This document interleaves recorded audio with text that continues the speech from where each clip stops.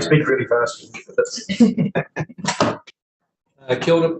Good morning, everybody, and welcome along to this September meeting of the Monitoring and Operations Committee. And I welcome councillors, staff, and members of the public along.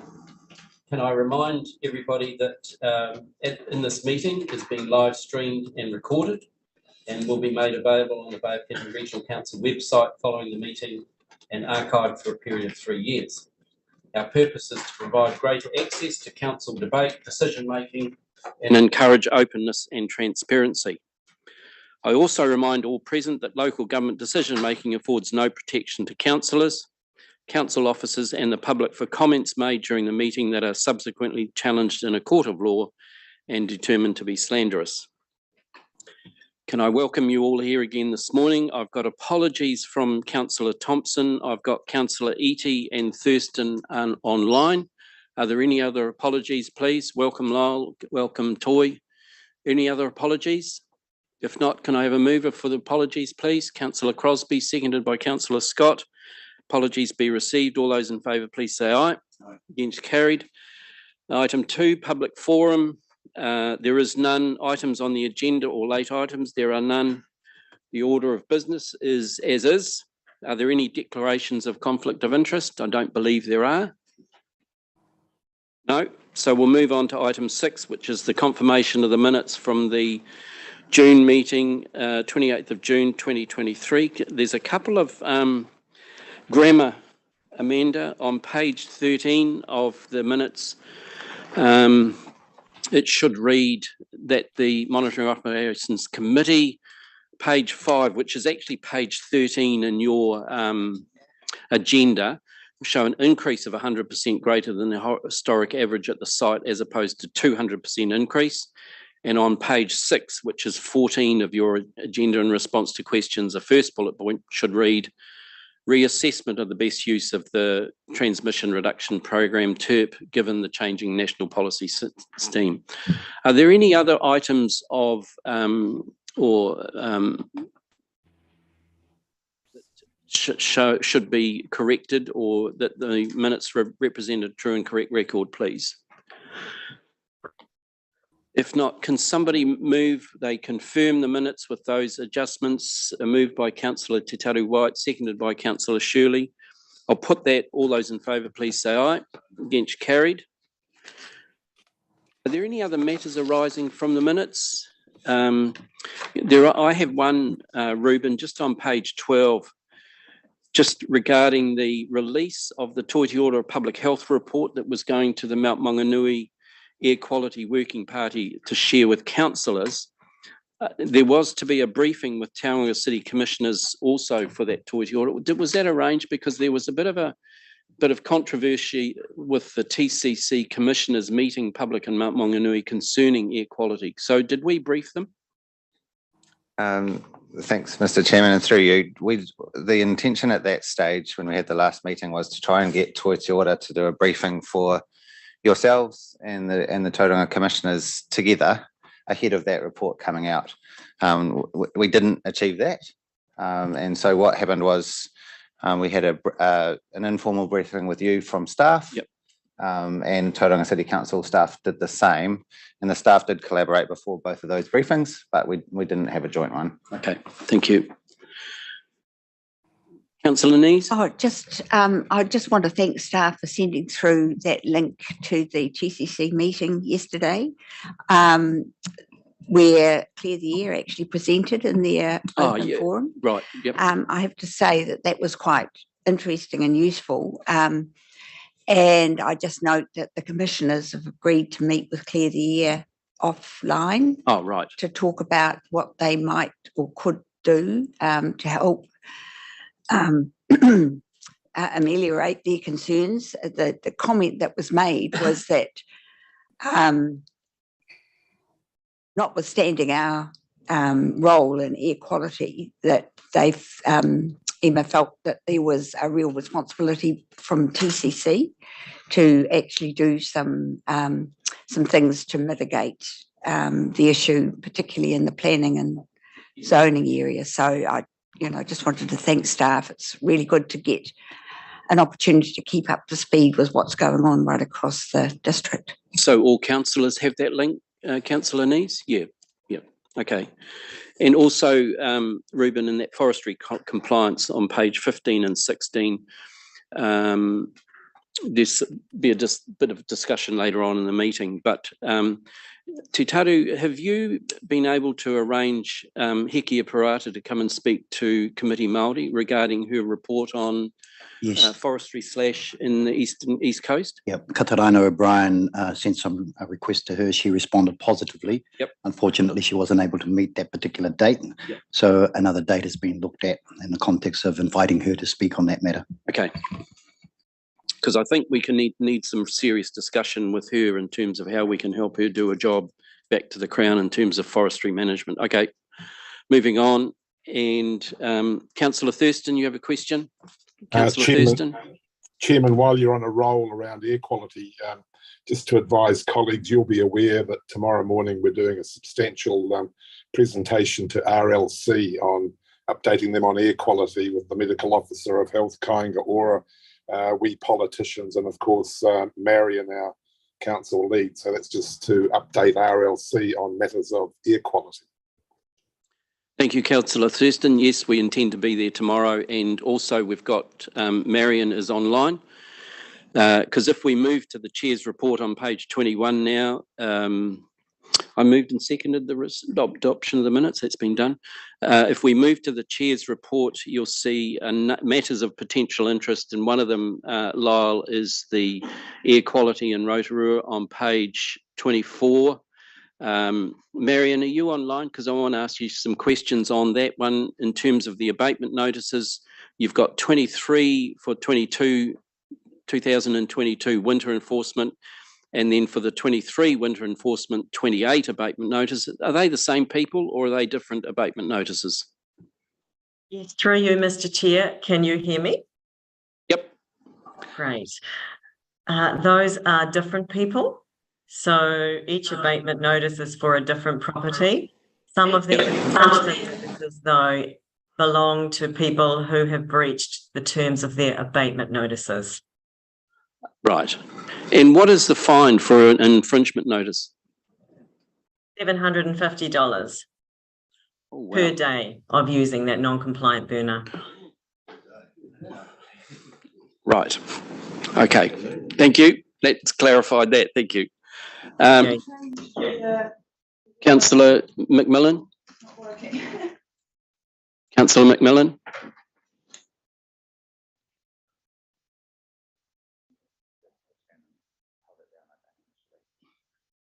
It's coming alive. It's coming.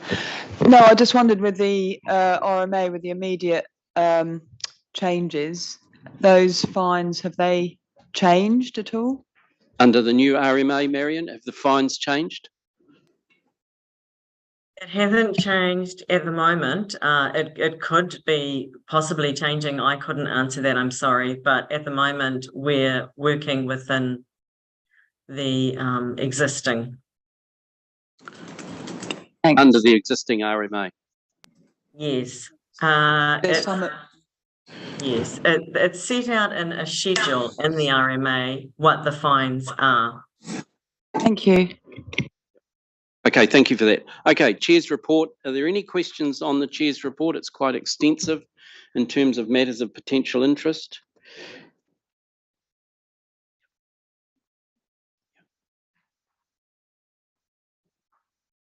No questions for the Chair's report? Councillor Nees? It actually just relates to the issues that Councillor McMillan just raised. We've received advice of some immediate effects of the MBEA Act, particularly around some of the compliance charges. I assume that these will only apply to breaches that occur after the MBEA came into effect, won't it? Yep.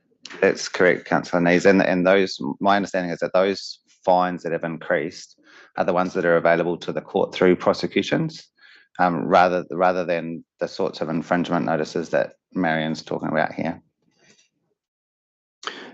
Councillor White? Yeah, Mr. Chair, just on the $750 fine and per day, I mean, that's sounds in the face of it very harsh. Well, are there any sort of warnings, and I'm assuming there are, in time for people to sort of mediate that particular space? Marion, are you there to answer that? Yes, I'm still here.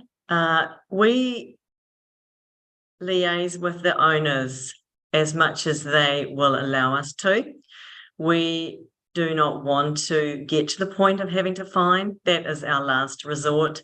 We've already tried prior to that to discuss with them ways of how we can get them with compliant heating. In some cases, there is for the very vulnerable who are very low income, we're able to do some assistance there as well.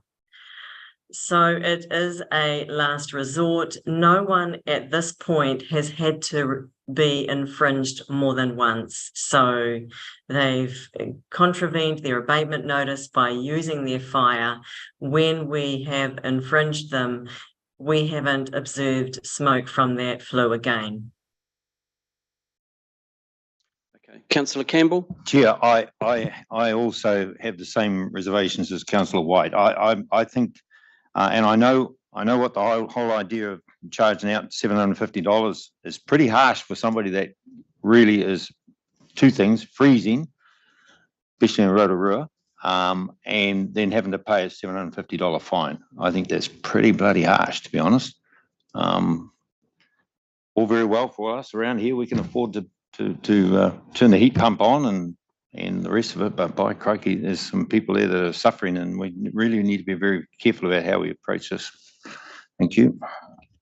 Noted. Are there any other questions to Marion about air quality in Rotorua? But thank you, Marion, for your, and we look forward to seeing you tomorrow at RLC doing the presentation to Rotorua District Council. Thank you for that. No other questions. Can I move on to the Chair's report in terms of forestry compliance update on page 31? You'll note there, since our previous meeting, we had that lessons learnt from the East Coast / being moved around there. We had some lessons learnt. We looked at what's our sites in the Bay of Plenty that are at risk. And since then, we've had that one on State Highway 35 next to the Motu River. And it was windfall, which I find bizarre, that it wasn't forestry / butt logs, it was windfall, which is not part of the, what do you call it? It's not part of the NES. But forestry coming down a river is forestry coming down a river making a mess, whether it's windfall or forestry /. So I find it bizarre. And I note that our staff have been to those sites numerous times during harvesting and since the / moved, and those forestry management companies are all compliant. And yet we still had this moving of /. So my issue is the NES for forestry management, it's too liberal. It's not. And so we need to have a really good conversation with Hekia Parata when she comes about how can we help her get forestry management harvesting practices tightened, because if they're compliant, it's still not good enough.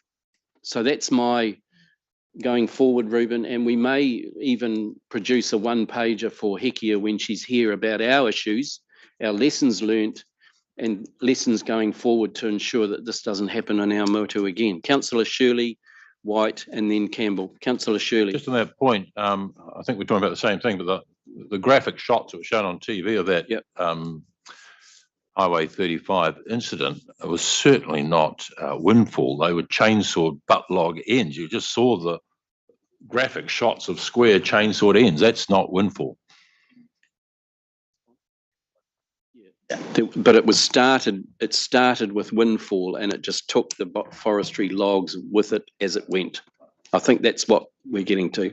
Councillor White? Yeah, just to, my own view, reinforce the issue around management and tighter management controls. Absolutely. When you read some of the information here around international owners just walking away from the forest, leaving even their machines there because it's cheaper for them to do so and just walk away and leave the mess. and everybody else has got to clean up the crap after that. Then that's a big problem. And so, how we reinforce management regulations, I think, is real key to this, because it's not the trees that are the problem, it's the management that's the problem. And I think that's part of the briefing to Hekia Parata, is how do we help her so that when she goes to the Crown, we can reinforce our own practices as well. Councillor Campbell and then Macmillan. Thank you, Chair. I like Councillor Shirley have reservations about the windfall, because just looking at page 32 here, those are certainly not windfall. There's a lot of sawn logs there, and I'd say that is the pushover from a skid. That's just my personal opinion, and I'm only a mere butcher, or burnt out mere butcher. The other thing is that my question is that, do these companies not have a bond? Do they not have to pay a bond? Ruben? No, there aren't bond requirements. Well, it's about time New Zealand woke up to that sort of carry on going on. I remember at a symposium I spoke to at a forestry symposium, and nearly had to gun my way out of the room because I said to these guys, it's time they grew up and started running their companies like they should have to, because bonds are a thing that a lot of people have to pay for any other business, and that will stop all these cowboys coming in from. I think that can be part of our briefing to Hekia when she presents to us. Yeah, okay. No, that's fine. But as I say, I looking at those photographs, there's all sawn logs there. Yep. Councillor Macmillan? Yeah, just in terms of the Outrage to Optimism report and Hekia's kind of comments around zoning land, and again, the really, really steep land, her recommendation in that report is that is, you don't plant forestry on those. And I don't know if there's any way that we can do that kind of map. That's what I see moving forward, is that kind of mapping where these gradients are no-go, and the same as in farming, and the great work that is happening now is on many farms with retiring the steep and marginal land, shifting that thinking from, oh, it's too steep to farm, let's chuck a load of pine trees on it. And I'm really interested in that sort of geographical no-go zone, and that's certainly a recommendation from that report. So I don't know what happens with that, but to me that's a no-brainer. Thanks. That can be part of our briefing to Hekia, those sorts of comments. Councillor Nees, and then we'll move on. I thought, do forestry owners have to develop an equivalent of a farm management plan? Ruben? So they do in relation to how they manage the harvest. The difference in my mind between what happens on a farm is that that management plan for a forestry doesn't cover establishment of the forest, and so it doesn't cover some of the things that Councillor Macmillan's talking about in relation to, is it appropriate to put forestry here in the first place, the sort of management over the whole lifetime of the forest. But yes, during the harvest, they do have management plans in place for that. Suggest that we might make that suggestion to Hekia Parata. You're taking notes, Councillor Nees, in terms of what we can feed back to Hekia Parata. Councillor Shirley? Extension of that, could confirm that the eroding and skid sites are all approved too. There's a plan for the eroding and skid sites. Okay, Chair's report. I'd like to move that the Chair's report be received. Was there a seconder? Councillor Macmillan. Any further discussion? I'll put that. All those in favour, please say aye. Those against, motion is carried. Thank you for your feedback, and we'll look forward to that discussion with Hekia hopefully before Christmas. Can I move to the presentations, please? So I'd like to invite Waikokapu to come forward, please. And from Waikokapu, I've got Derek Shaw, the chair, Andre Hickson, the vice chair, John Burke is a trustee, and Alison Jews is project manager. Welcome along, Derek, and your team. Can I remind you, you've got 15 minutes, and welcome along to the operations and monitoring for September. Morning, Derek. Oh, kia ora, Chair, and thank you, councillors, for the opportunity to present to you. And I just acknowledge Councillor Jane Nees, who suggested at one of our catchment meetings that we should come and present to the council, and we appreciate the opportunity. I'd also like to acknowledge Councillor Taru White in his role as chair of Te Wahapu, and the iwi group working within the catchment, because that's an important part of our relationships within the catchment for all of us. There are a number of board members who can't be here. Our board is a very diverse board. It's got a lot of expertise in areas such as the environment, accounting, legal. Got 4 independent members, plus a lot of connections within the catchment in terms of farmer groups and things, which is really, really important for us. We've sent out a 2-page sort of background document there for you, which will give you is a pre-read, and Yeah. it's been sent to all councillors and taken as read, Derek. Thank you, and we won't go through that apart from checking later on that you've read it all now.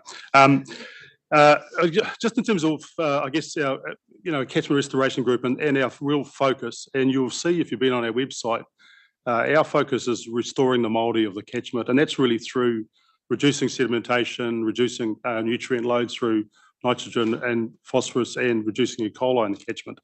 And that's really sort of important for us. So our presentation today, Chair and Council, is Andre Hickson's going to give you a quick background as our, if you like, the founder of the catchment group, and then Alison and John are going to talk you through, I guess, some of the work programs, some of the findings, and some of the opportunities for all of us. So I'll hand over to Andre to give you a quick background in terms of where the catchment group has come from. Welcome, Andre. Pull that mic a bit closer to your. That's it. Thank you. Good morning and thank you. And Derek's used up 2 minutes, so I'll go to a minute. We started this journey in 2015 when Regional Council discussed the community plan change, and the plan change fell through. And because of the degradation of the Waihi Estuary, the community decided that we should form a catchment group. And we were fortunate to have good people around us. And we found Alison and her team in 2020. And with her team, we were successful in getting MPI funding, which only dealt with the technical aspects of farming and not anything to do with iwi. And we formed the Waikokapu, and as we formed Waikokapu, we had a discussion about the relationship of iwi and the catchment and co-governance, and we tried to form a 2 waka consultation process. And we were fortunate that we solved it because Te Taro helped us solve it for us. Because we were successful in getting some MFE funding, and Te Taro was successful in bringing iwi together and forming Te Waihapu, which was so we have two groups in the catchment with a passion for the Waihi Estuary. The journey is about a need to change behaviour, and that change is happening. But we've learnt also that we need a catchment enforcer as a last resort, and that should be different to the enablers and the sector groups, because the sector groups are reluctant to take on the role, and they're inconsistent in how they apply. And I've just listened to you talk about forestry. They're different to dairy. We all operate under different rules. So there has to be one overarching body that is consistent across all landowners in the catchment, because nothing pisses people off more than if you spend a lot of money on stuff and you see someone else getting away with it. It's a human nature.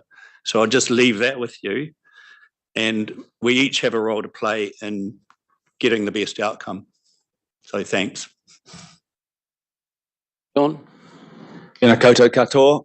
I just want to quickly touch on with you about our what we've got as farmers facing in terms of freshwater farm planning, and talk about what we're trying to apply with the 34,000 hectare farm, which is Waikokapu, and applying the learnings that we've got at farm scale through to catchment scale, which in turn could be applied regionally.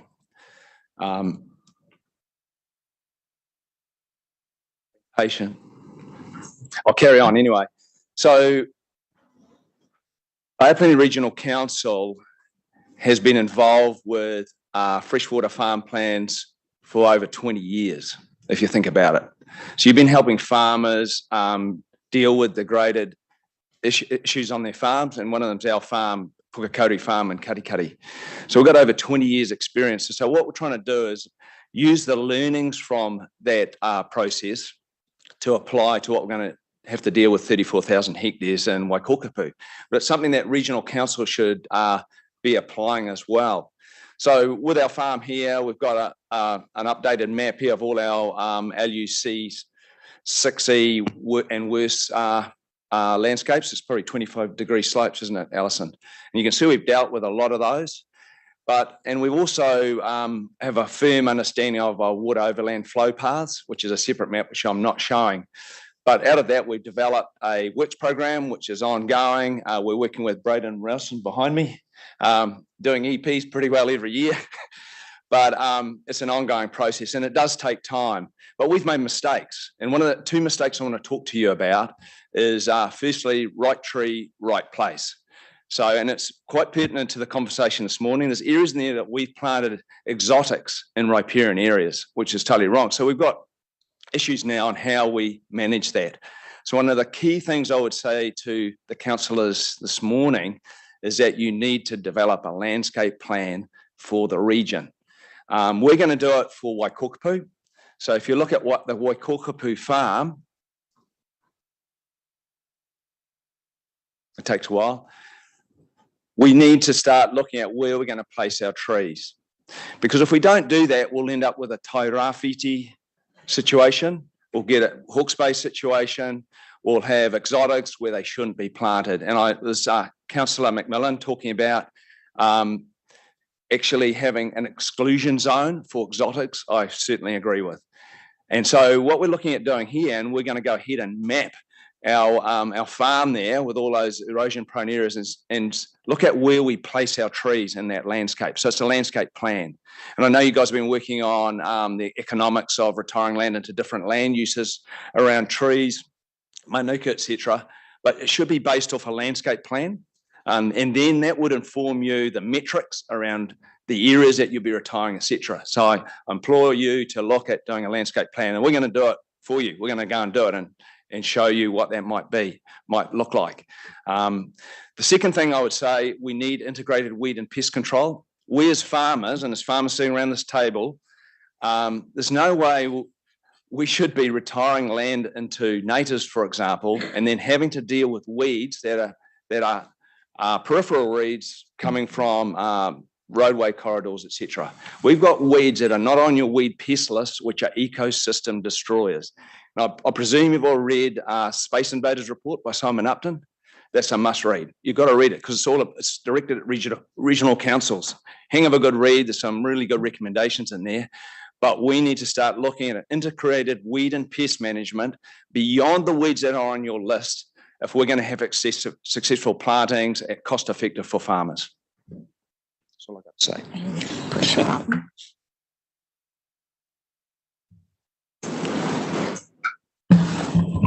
Thanks, John. I don't know which one's the better one. I have to sit close. Tēnā koutou katoa. I've been leading the farm system work with the program, and in the last 2.5 years since we got going in February 2021, how do we change this slide? Yeah, pressed it once. Okay. We have engaged with a significant number of farmers, and the MPI project that we were funded for, which ended in June this year, was to work really closely with about 15 farmers, and we ended up, because you do get transitions and ownership, etc., we worked with about 20 farmers, achieved overseer files and farm system planning with those guys, and have seen some quite significant change amongst the 20 odd farmers that we've done deep, insightful farm plans with, and helping them understand the impacts and amount of reduction required to bring the estuary back to a moderately healthy state. And in addition to that, we also worked with a significant number of farmers outside the farm planning side of things with the Bay Trust and TECT funding. And you'll see there the impact throughout the catchment with farmers that just wanted to actually understand their numbers with the impending regulations coming from central government, as well as we've got quite a strong restoration team working with around 30 or so farmers putting in environmental plans for riparian planting, pest and weed control, and retirement of land. So in the 2.5 years that we've been going, we've seen 200,000 native trees go into steep landscapes or vulnerable areas, 210 hectares of steep land retired. We understand there's 6,500 hectares of land over 26 degrees in the catchment, of which probably a third of that's already forested. But there's a significant journey ahead, like John's just been talking about with his farm in Katikati. It's a 20-year journey. It's about getting people's change of heart moving and getting motion for change. So I feel that we've achieved that degree, but it needs continuation. So thank you for being supportive of us in this process. We have also tried to do a lot of water monitoring over the 2.5 years. It was pretty difficult with COVID lockdowns, etc., getting things across the Kaimais to hills, etc. We've done a significant amount of nitrate monitoring in the distal rivers, and you can see the sites there. That's been monitored for around 2.5 years, showing interesting trends. Obviously, with the high rainfall, it's shown increases in nitrate pretty much across all the testing sites. And also about 2.5 years of microbiological testing as well, which was a mix of Hills and our local lab run by Meredith. So yeah, it's been an interesting journey. We're keen to keep going. We're working with catchment groups all around New Zealand, and there's a significant area of, I suppose, ground up change coming from farmers being really willing to make leading changes right across New Zealand. And I think the power now is in catchment groups working together across New Zealand. So we invite questions now from any of you on, Thank you, Alison. Are there any questions? Councillor Nees and then Councillor McMillan. Thank you. Just about your proposed planting plan, something that's been really worrying me lately is the potential impact of wildfires in New Zealand, and the thought that some of our native vegetation are actually more fire resistant. So have you got any comments about planting for resilience to climate change? Yeah, well, that's the reason why we're trying to encourage native restoration where we can at, I suppose, the most economically efficient method that we can as well. So totally agree with you on that. And it is a bit of a long-term game, but the economics obviously of going to exotics is more favourable for farmers. So there's a lot of behavioural change and understanding and encouragement, isn't there, John, to get farmers on that journey for native restoration. But with biodiversity credits potentially coming in as well, that's another thing we're encouraging. Farmers, as you know, are facing tough times, and they're likely to continue for some time. So supporting farmers, and it's the role is an important role with regional council with funding. And as Alison said, with biodiversity credits, we need those sorts of economic drivers to encourage farmers to simply have the cash to do that restoration work. Councillor McMillan. Yeah, I was going to ask the same question, but so your answer, but I had one more question, and just in sort of follow up from that one, I was reading something recently that was talking about, we might assume to put Manuka, but Manuka is a fire risk, so it's like about which natives as well with that fire lens across, and I think we haven't previously been really great at that in New Zealand, so it's not just exotics, it's which natives we plant with that wildfire risk. But my other question was about our draft FMU, and what do you guys think of that, and have you fed back into the consultation process, and any key thoughts about that we can glean from you? My key thought is that landscape plan, really important. So farmers, it's a template. It informs us where we're going, and it may be hard for farmers to see that, but at least that's where, if that's what we need to do, we should get it out there early and start planning for it. Councillor White, and then Shirley, and then Scott. Councillor White.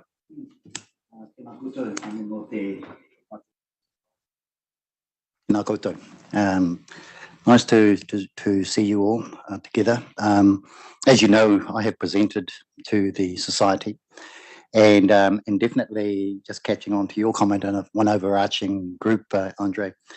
I suppose at the moment we're all sort of component parts looking to work together. And from the Waihapu or Waihi perspective, and myself as the interim chair, and I'll emphasize interim, to get the thing rolling and moving, it was important that the iwi were involved. As you indicated, they weren't included at that stage. And bringing the 5 critical iwi together en masse is always a challenge. Now they are singing with one voice. I did note that the funding, as recorded in your history, was handed over to Waihapu Waihi. No, it took 12 months of very serious negotiations around consulting with the iwi, given the history. But I think one of the critical points is working together is important.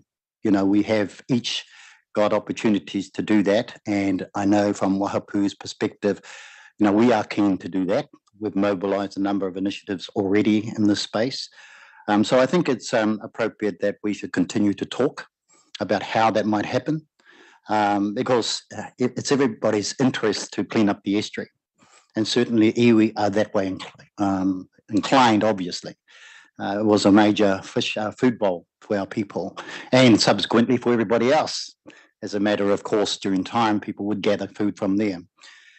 The issue around iwi involvement, and I noticed on your maps, there are about 6 farms, Te Arawa farms, that are border on Rotoiti, Rotoehu, Rotomā. Yep. And they have yet to, I understand, be brought into the situation.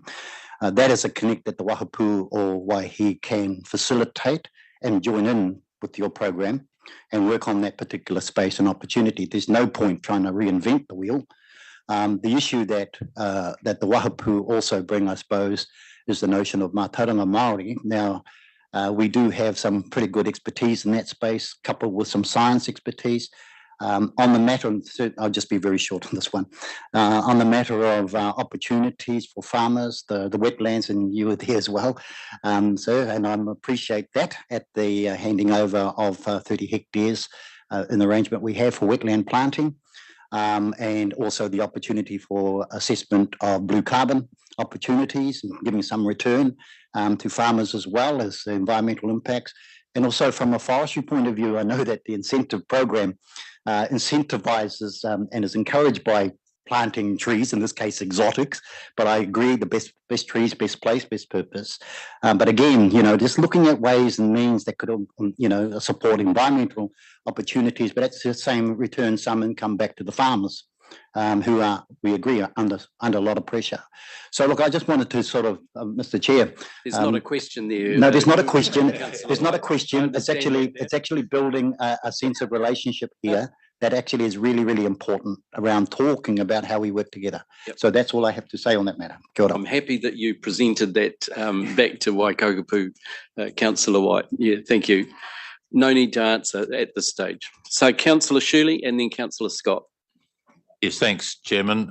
Firstly, can I congratulate you? I think conceptually what you're about, a bottom-up landowner catchment management, is brilliant.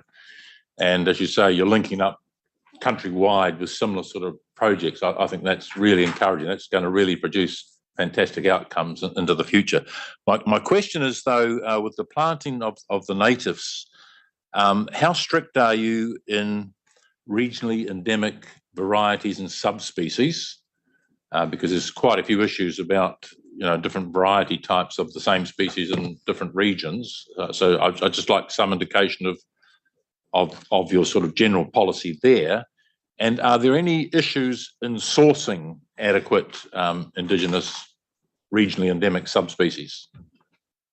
In terms of the eco-sourcing, Manaki Whenua Landcare have just released some eco-sourcing regions. And from memory, there's only about 5 in New Zealand. So they're quite big regions. We sort of think, you know, quite small, but they're quite broad scale. So for example, with some of the Manuka species we've been using, it's Waikato wetland, and it's real tough. But that falls within that eco-sourcing region. But we'll go back and refer it to their advice and boundaries on that.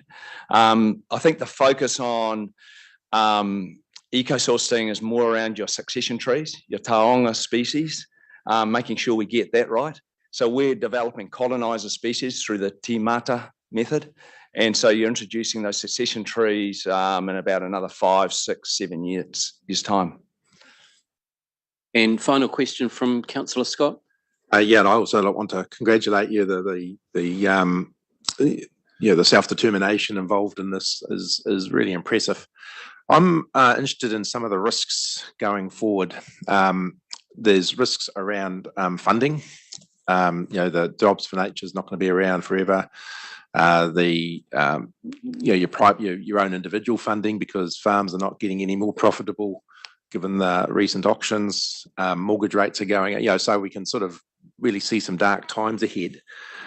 So there's that sort of risk about just money in the pot. There's the risks that you've sort of identified around, tragedy of the commons sort of thing, where there is some non-engagement with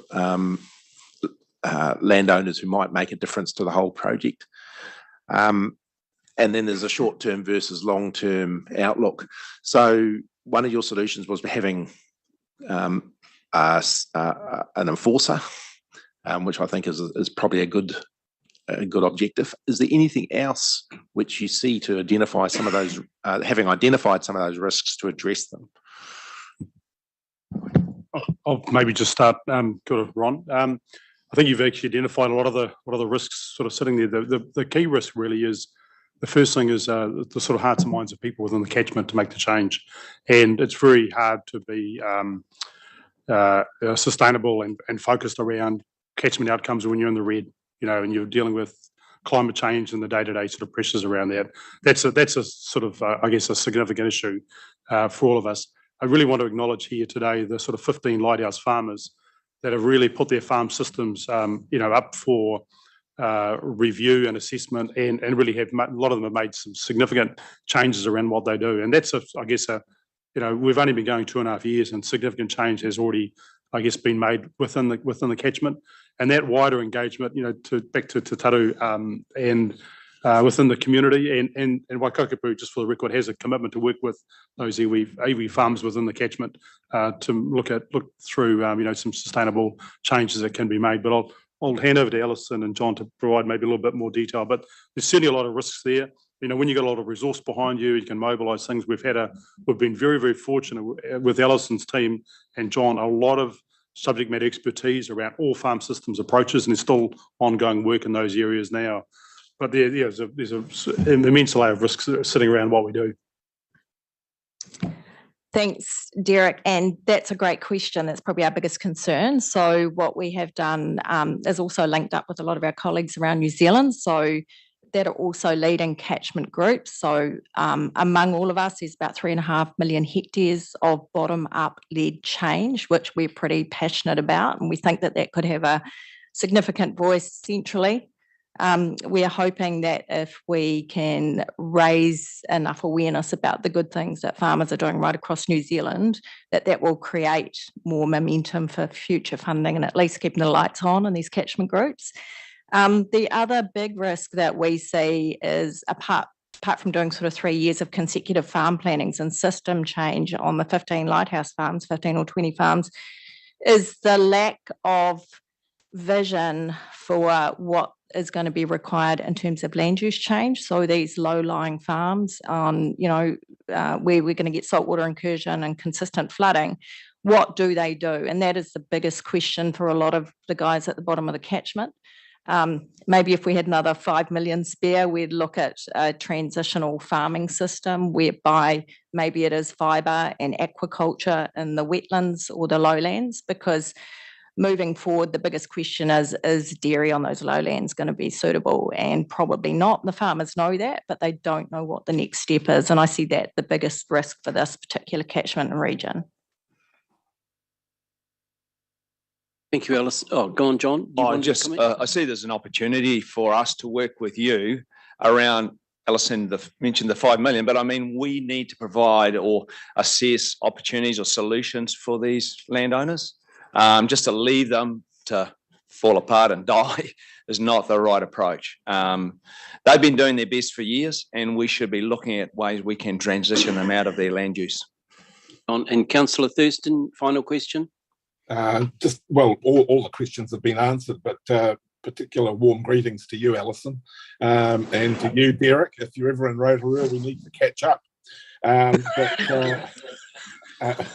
Having hunted on many occasions together, as we both know. But no, just be assured this project is at the forefront of the council and we show a lot of interest in it. But I just want to congratulate you guys for the work that you've done to date, and clearly a classic example of how cooperation can be pulled together for the common good, but particularly with your lighthouse farms and your farmer engagement. So keep up the good work. But no, nice to see you both, Alison and Derek in particular, and you too, John. Thanks. Thank you, Lyle. Closing comments? Chair, can I also just acknowledge Ruben and Pim from your team who regularly attend our meetings, even though they're sort of at irregular hours, and the commitment from the Regional Council to share the outcomes for the catchment. And we appreciate the opportunity to be here this morning and the ongoing journey we have together. Good. Okay, thanks, Derek. Thanks, team. Thank you for your presentation, and there's a recommendation there. We just received your report and the pre-read. Would somebody like to move that? Councillor Nees, seconded by Councillor Von Dadelson. I'll put that. All those in favour, please say aye. Bench carried. Thank you, team. Can I call upon the Makatu Onga Toro Wetland Society, often referred to as MOES? I've got Jennifer Shepherd and Janie Stevenson to present. Welcome along. And Amanda, can we have their presentation up? Welcome along. Floor's yours.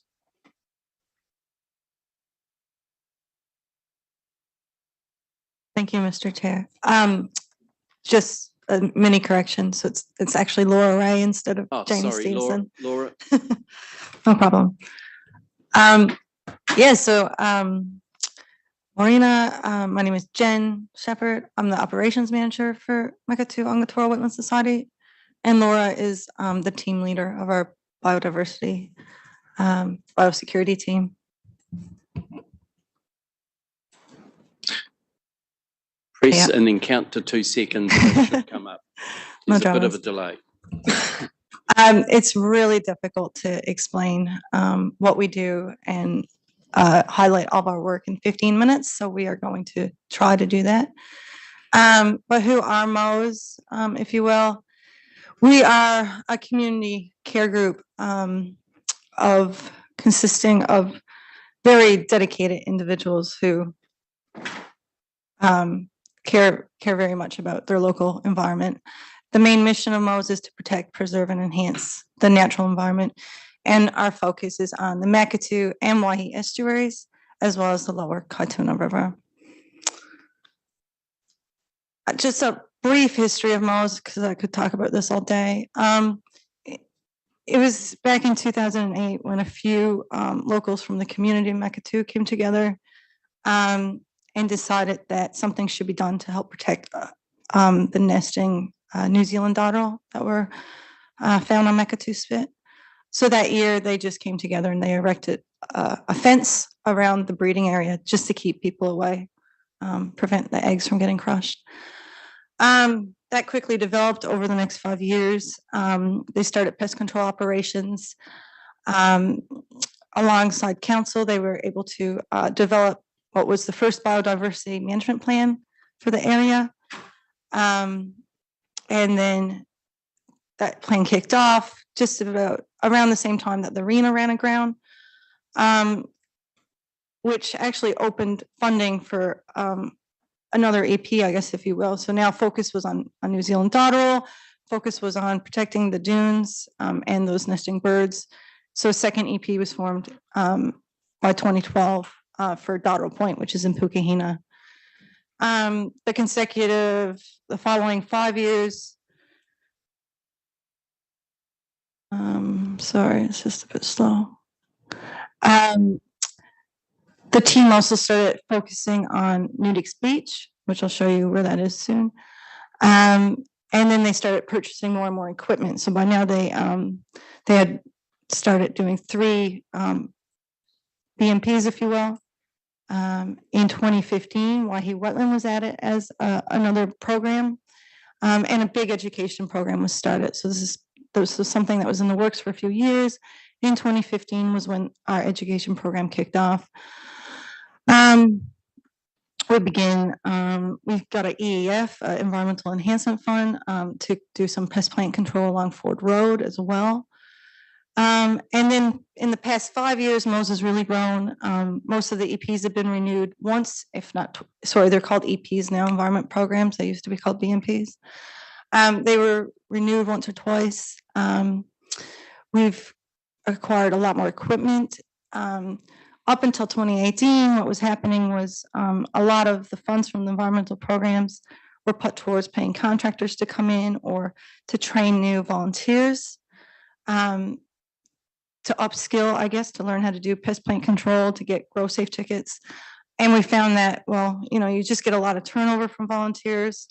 And it would just be cost effective to start employing some of these contractors, some of these volunteers, so that way they stick around, they could just keep upskilling and enhance, I guess, their skills and their qualifications. So it wasn't until, I guess, 2020 that it came to fruition that we hired the first and the second employee for Mo's. 2021, this is Julian Fitter. He is the chair of Makatu Wetland Society and has been the chair of Mo's since 2018. He announced he was going to try to step back and retire, and this is something he's been trying to do for 2 years. But that's a big change for our organization. So he's the mastermind that's basically put us where we are today. As it stands, I guess last year, we've just been getting more EEFs, more environmental enhancement funds, and continuing with the current 5 EP programs. Going forward, Julian's going to be leaving. We've just hired our 5th employee, and we're looking at renewing all of our current EP programs, hopefully for the next 5, maybe 10 years if we're lucky. So the organization is mainly comprised of 3 departments. You have biodiversity and biosecurity, education, and a big support team. The support team, this is our chair, our committee, secretary, treasurer, everyone who participates at our monthly working bees.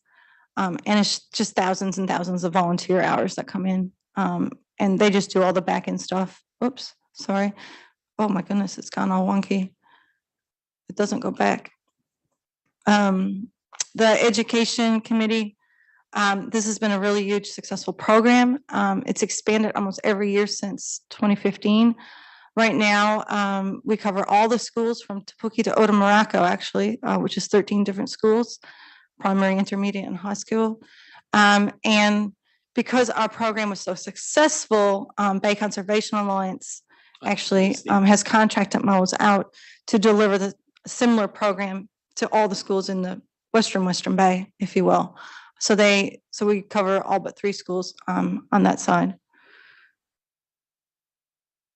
And then the biosecurity and biodiversity team, which has mostly been these 3 amazing women for the last couple of years. They undertake all the pest plant control. And I should mention that our pest plant control efforts go above and beyond what is expected in all of our work, goes above and beyond what's expected in the EPs. So we don't just target those weeds that are highlighted, we target all weeds, especially any that could become catastrophic in some of our sensitive areas. They do the planting, they do ecological restoration. We do a large monitoring program. So we monitor the birds, the skinks, the reptiles, the plants. And of course, they help organize and participate in all the working bees as well. So just to recap, we do have 5 EP programs: Makatu Spit, Darrell Point, Pukahina, Nudix Beach, Wahi Wetland, and Tihururi Otakawa, which is in the Lower Kaituna. Just to show you where these are. Oh, sorry, I should just mention, we also, because we have so much equipment now and we have the skills and can do it, we also undertake some contracts. So we do additional contract work where we can. This helps to bring in a little bit of extra funding, so we can continue to go beyond the EPs and put all that money back into the environment. Here's Makatu Estuary. So Makatu Spit is the big polygon. And then we do a little bit of work on Papakawa Island and Topeka Wetland as well. We know it well. Oh, good. That's good.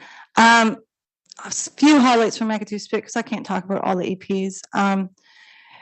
Right now, we have 4 predator fences that transverse the spit. It's mostly mammalian free. Even mice populations are very low.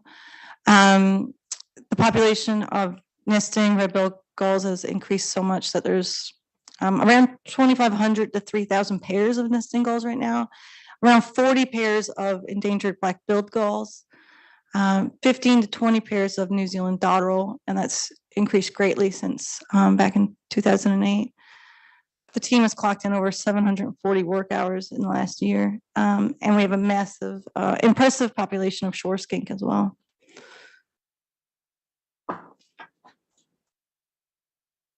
Waihi Estuary, so Dotterel Point is up at the end of Pukehina.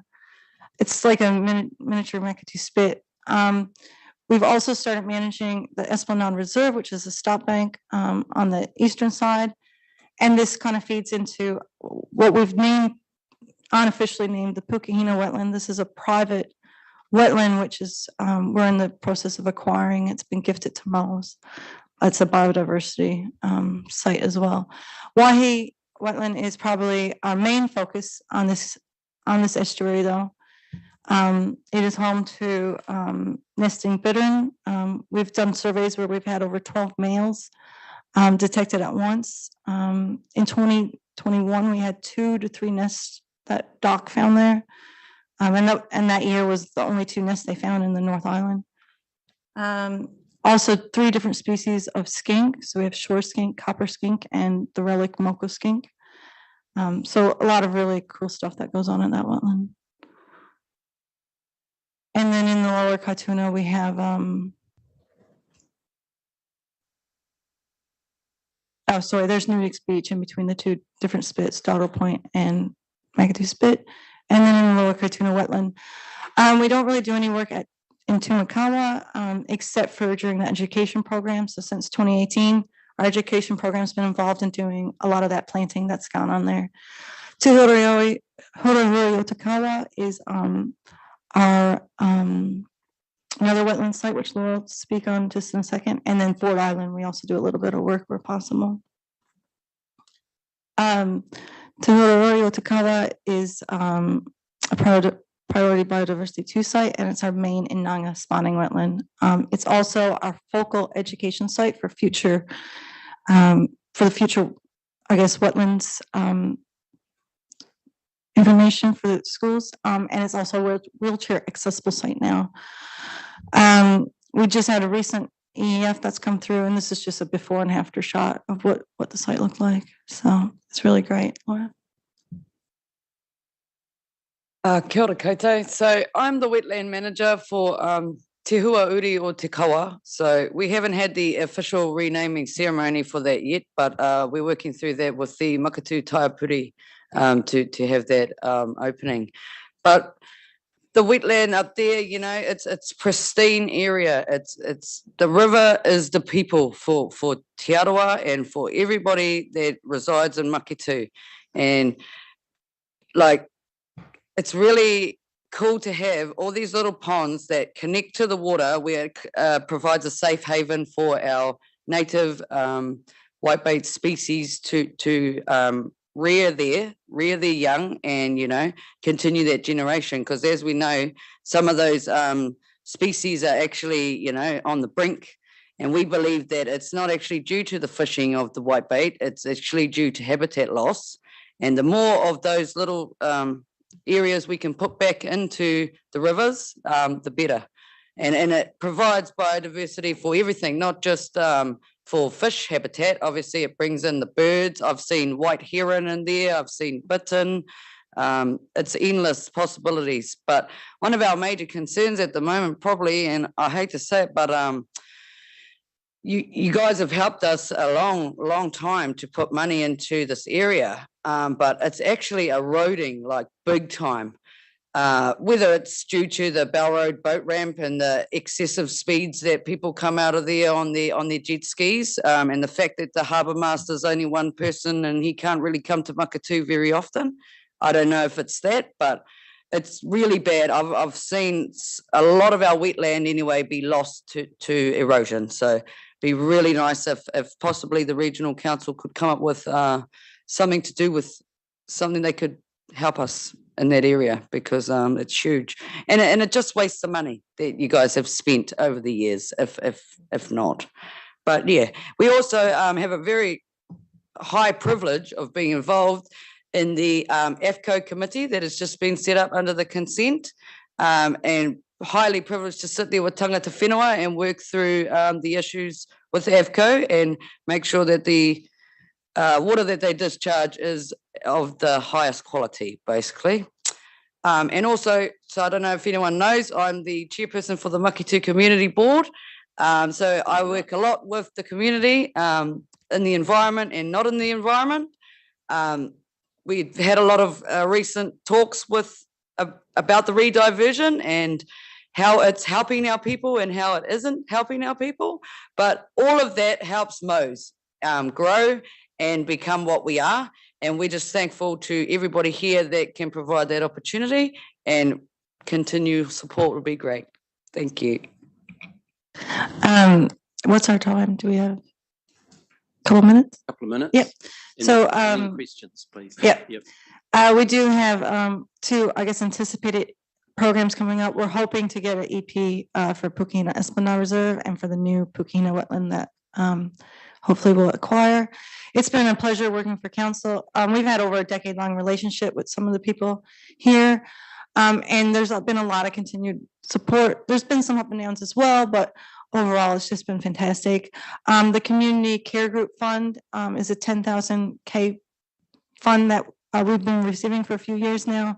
And it's been, I guess, it allows us to put money in different areas, so buy new equipment or do different upskilling, or put more money into an EP that might have been lacking something, or deal with a new weed has popped up. So it's been really good. The education support that council's provided in the last few years at the Tumakaba wetland has been phenomenal, especially having some of your experts come out and just participate in the education program has been greatly appreciated. Definitely some challenges now that we do some contracts, even though we're definitely a care group, we're more of a social enterprise. So any profit, which we don't really have profit, but if we did, it goes back out into the environment. But it does, I guess some of our funders do question how that works. Sometimes we're not invited for tenders in the area that we are capable of doing, and sometimes we're not really consulted on stuff. Some people in our team have been involved in these sites for 10, 15 years. They really understand the processes. They already know what plants aren't going to survive in certain sites, but sometimes we're not really consulted until it's too late and some money has already been wasted trying to put something back in, or reinventing the wheel that we already did 5, 10 years ago. But communication is really improved in the last couple of years, and it's something we're working through with different LMOs and stuff. So it's good. It's improving.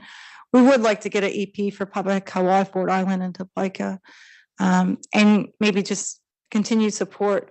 Education support would be good, if not financially.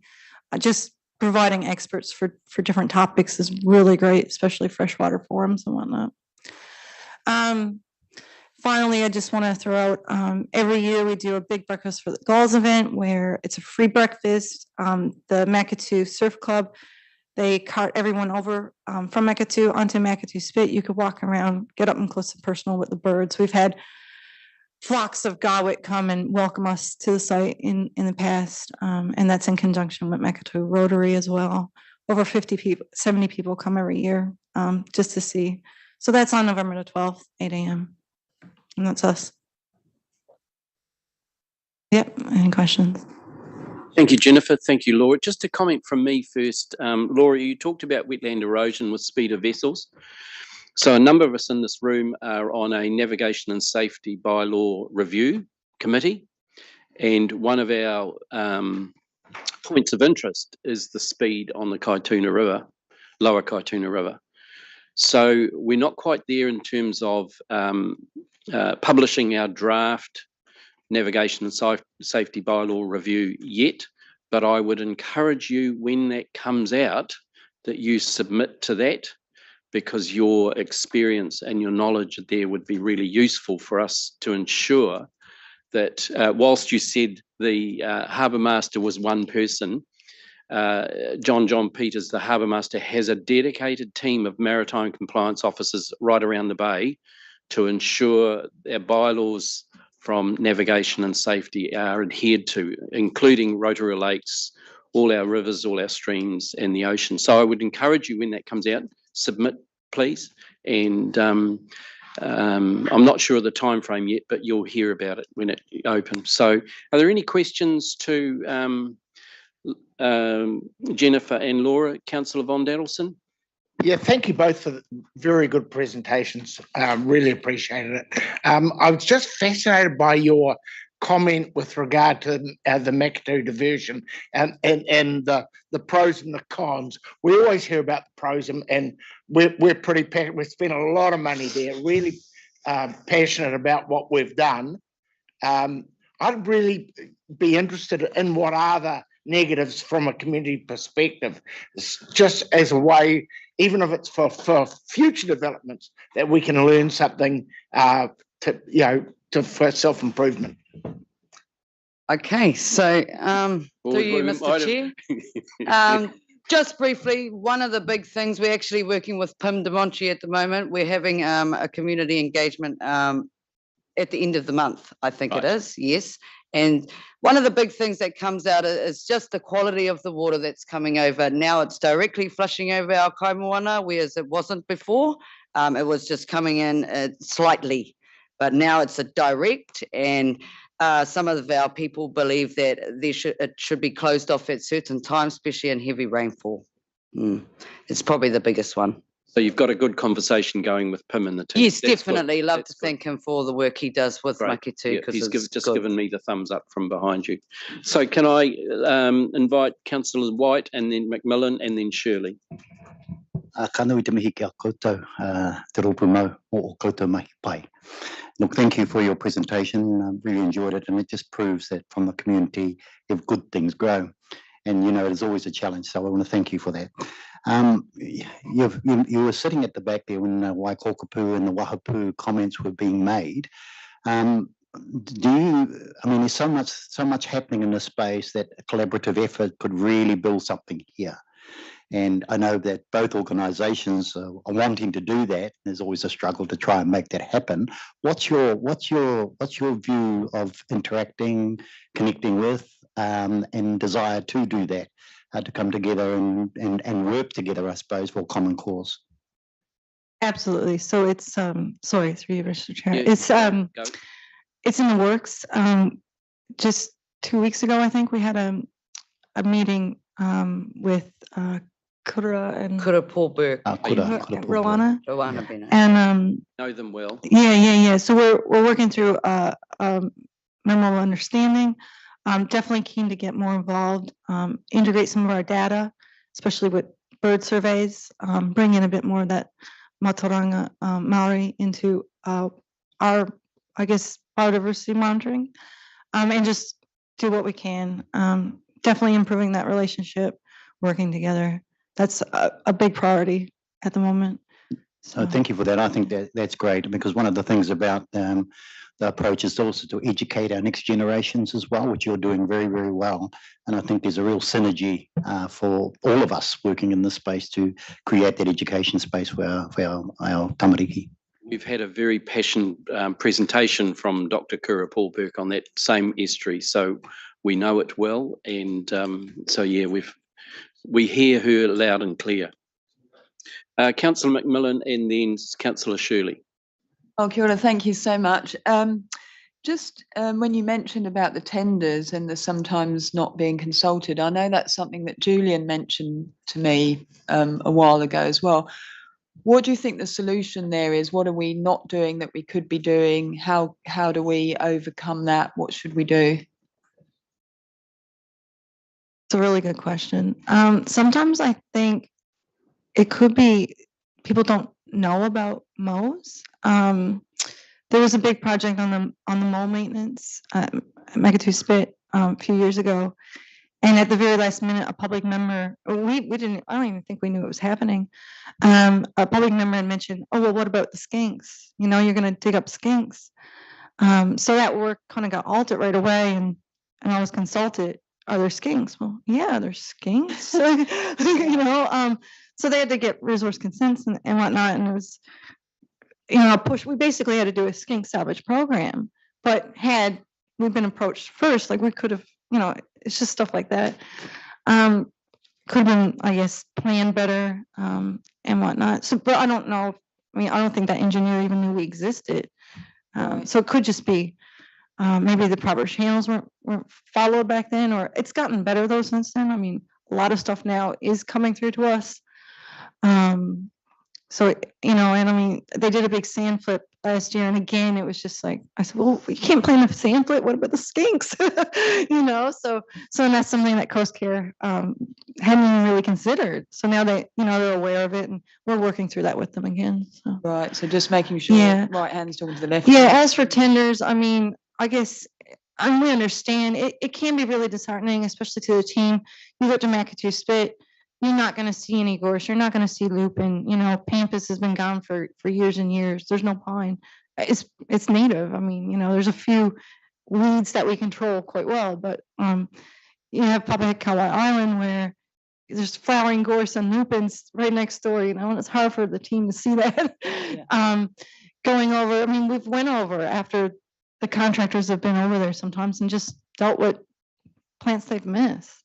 And I'm sure that they're doing a fine job. It's just they're probably doing the job they're meant to do. But we're so used to doing a job above and beyond that. So we just always go that next level, get rid of those extra plants. Why spray, this buckthorn when there's a gorse right next to it, ignore the gorse. So 100%. Yeah. Thank you. Yeah. And I highly recommend the breakfast with goals. I went last year. It was amazing. Yeah. Thank you. Final question, Councillor Shirley. Yes, thank you. Again, following on from the presentation before you, this is regarded as a degraded catchment, yet the commitment from the upper catchment management with Waikokapū and the estuary management is very heartening and encouraging. My question was a very specific one. Under your biosecurity and biodiversity slide that you showed, you said that your pest control is confined to plants and mammals. And my question really is, why do you have the whole of the plant kingdom management for pests, but only mammals in the animal kingdom? Are there no potential pests, non-mammalian pests? There is a plague skink that we've attempted to deal with, and we've wanted to deal with. So plague skinks have just kind of arrived on the west side of Waihi Wetland. And in the last, 18 months on Makatu Spit, okay, we did really push to try to deal with this, but we haven't really received the support from any of the councils at this stage. We did put out our own little traps and try to eradicate some of the plague skinks. They are quite difficult. There's some insects that we are concerned about as well, some of the wasps, and that's just something that we haven't had an opportunity to really explore yet. Still trying to, I guess, find funding and real reasoning and support. So yeah. So you do target the non. If we can, we will, for sure. We do look at the whole ecosystem. Absolutely. Okay, thank you, Jennifer and Laura. Thank you for your presentation. I'm happy to move that the presentation be received. Do I have a seconder for that, please? Councillor Nees. No further discussion. I'll put that resolution. All those in favour, please say aye. Against, carried. Thank you very much for your presentation. Keep up the good work. Okay, moving straight on to the Regional Pest Management Annual Report for 22-23 and the operational plan for 23-24. Can I invite Greg Corbett and Shane Grayling to come on up? Welcome, gentlemen. You've got a PowerPoint presentation and a whole lot of information for us. Greg, floor's yours.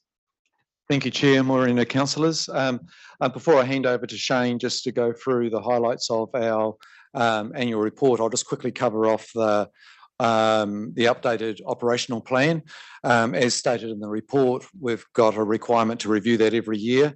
That plan has got minor tweaks to it, mainly due to just refreshing the budget information, but also we've included some maps where we're focusing our work on woolly nightshade and ginger in our sustained control area. And these are the areas that we will be implementing a clause under Rule 5 where we'll be directing landowners to control those two weeds in those areas identified in those maps. I'll hand over to Shane, and then I believe, Chair, you were wanting a quick update on gold clams. I'll cover that off after Shane's finished. Very good. Shane. Thank welcome you, along. Chair, and morning, councillors. For those that I haven't met, my name is Shane Grayling. I'm Biosecurity Team Leader based in the Rotorua office, and I lead a team of people that manage terrestrial pests, so plants that are generally speaking on the lands. I've got a brief presentation for you this morning of some of the key highlights from our annual report for the operational plan. So as you see in the graphic above, we consider 96% of our programs to be on track. This is the same statistic as 2021-22, although some of the programs have changed slightly. We undertook over 600 more inspections compared to the previous year. We covered a significant more amount of area compared to the previous year, and that was largely due to the scaling up of a number of programs, including the Wallaby program. And we also saw a slight improvement in the level of compliance, inspection compliance, although it's too early to tell if that's due to a greater understanding of RPMP requirements across the community. So operational highlights for the year, we exceeded our long-term plan goal. We found no exclusion pests across the region. Obviously, we have the provisional result for Kodi dieback, but we're still waiting for the retesting results. And the eradication program, it's tracking really well. We have 6 species that remained at zero density, so they're not considered to be present in the region. Another 5 species, we have less than 10 metres squared pest plant cover across the region, so that's a really good achievement. One of the programs I'd like to highlight is the number of goats that were detected and controlled east of the Motu River in our eradication area. There were 45 hunter days completed in really tough country, and we only controlled 2 goats. One slightly outside of the region, so you will see a dot in the report slightly outside of the region. Apart from Asian paddle crab, the results from our marine program continue to be really encouraging, considering a lot of these pests are transported via vessels from other regions. To see a continual decline in the number of Mediterranean fanworm incursions, again, is a really good result.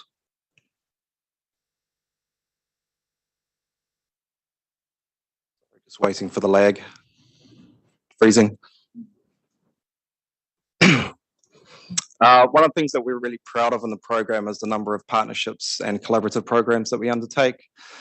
This is by no means an exhaustive list of the programs that we collaborate with others on, but on the left-hand side, you can see we've got a number of really meaningful relationships with iwi partners, with trusts, and these are large programs of work. You know, we're supporting them to deliver pest control programs at their place, and obviously we're going to continue to look for more opportunities into the future.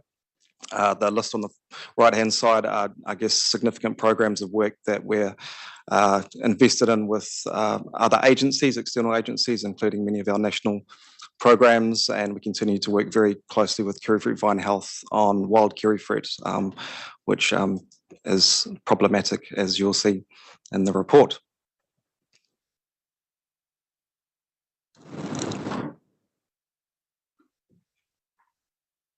Another thing we're very proud of for the year, and I'm sure Melissa won't mind seeing her picture up there, that's Melissa Williams, our brilliant communications partner that provides a lot of support for the team.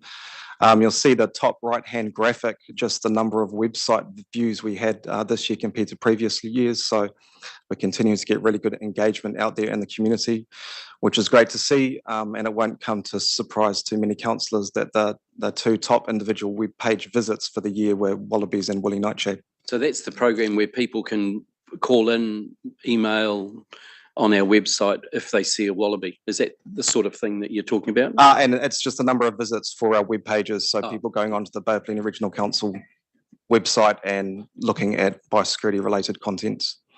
So it's 131% increase compared to the previous year. So I guess that tells a story in itself that we're getting greater reach out there in the community. And that is all I have for you today, but I'm happy to field any questions. Thank you, Shane. Thank you, Greg. Just a question from me. I see Tolt has got 13 Te Arawa rangatahi being trained for wallaby eradication. Are they doing it on their land? Is it on DOC land, or are they in partnership with us to do it? So just to clarify, Chair, this is a new initiative. It's not actually the Te Arawa Lakes Trust. They've called themselves the Te Arawa Kāhui. It's a grouping of 8 iwi who are concerned about the health of their forests, with a focus on wallaby control initially. So that is just standing up. The National Wallaby Governance Group has agreed to fund them an initial funding of $200,000 this year to get them started with their training and initial operations. And at the moment, as you've seen through media releases and things, they've got a group going through some initial training at the moment. So is it going to be on DOC land, or? At the moment, they are focusing on, my understanding is that they will focus around the initial efforts around Whakapanakau and Okataina. Oh, right. Okay, thank you. Councillor Nees, questions? Just a congratulation on a really good report. Thank you.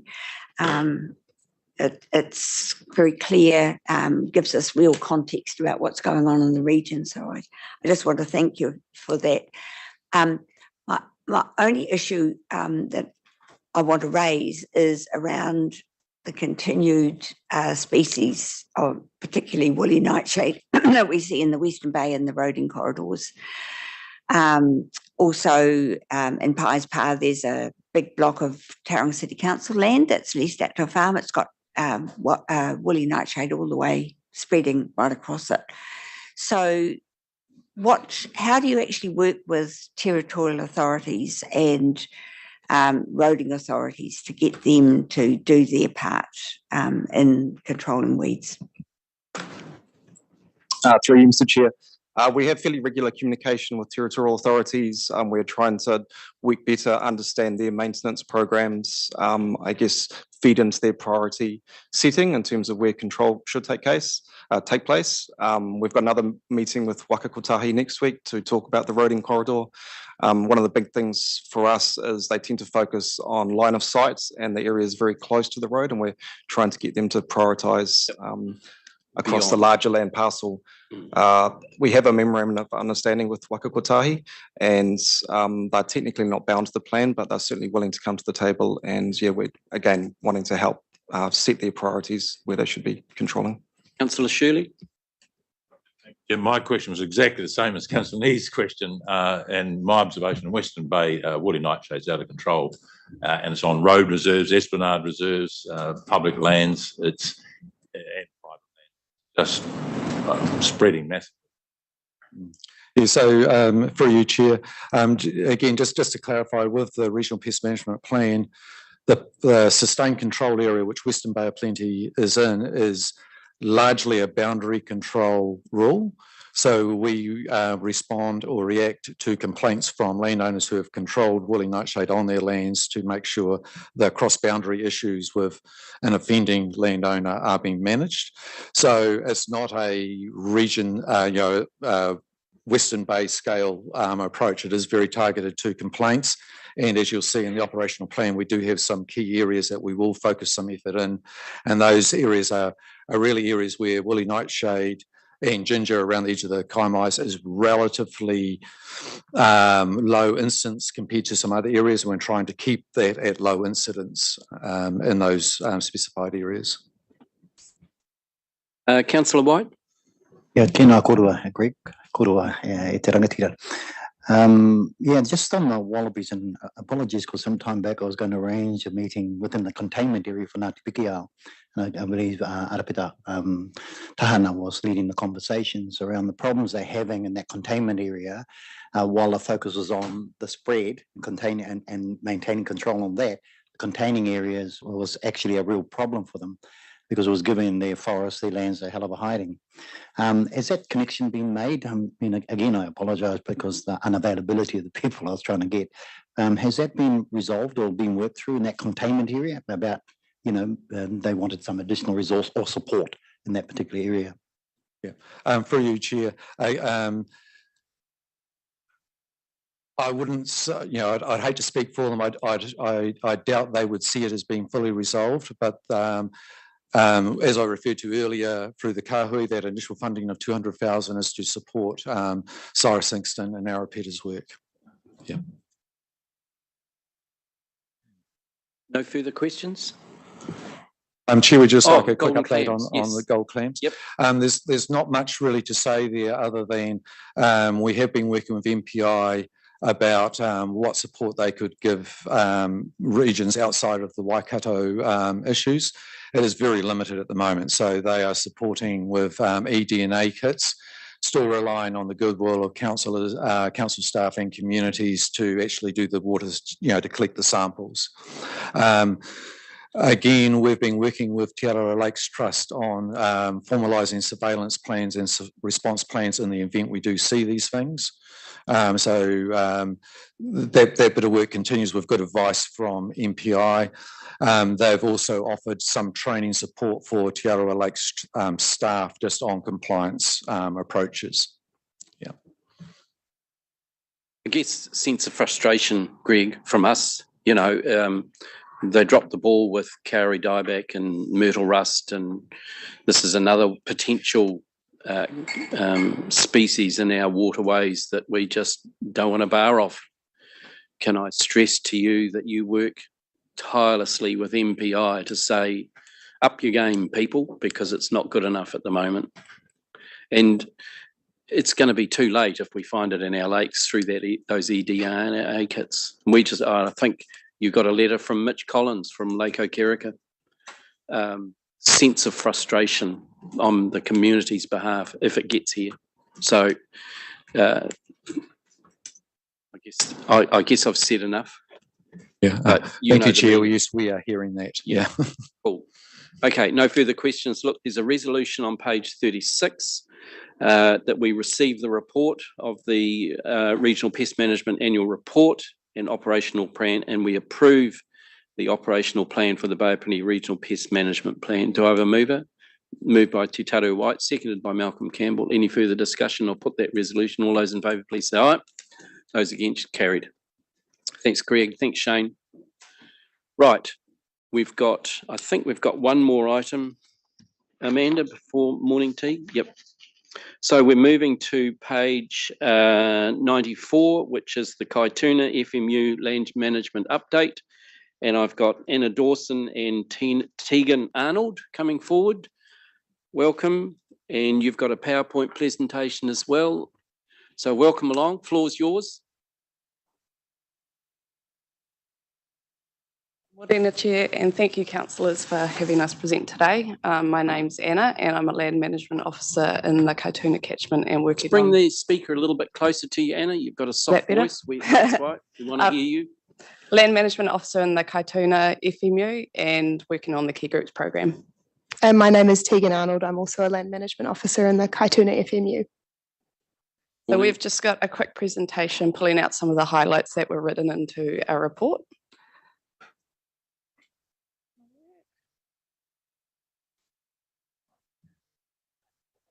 I don't know if it's on.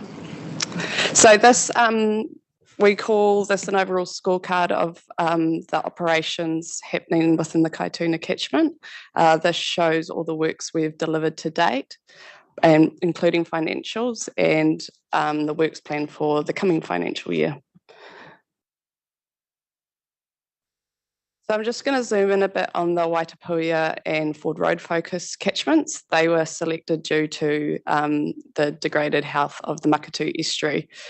We think engagement here has been pretty positive so far. You can see the purple indicates all the wetland areas that we have under management. The green areas are EPs that we have signed and underway.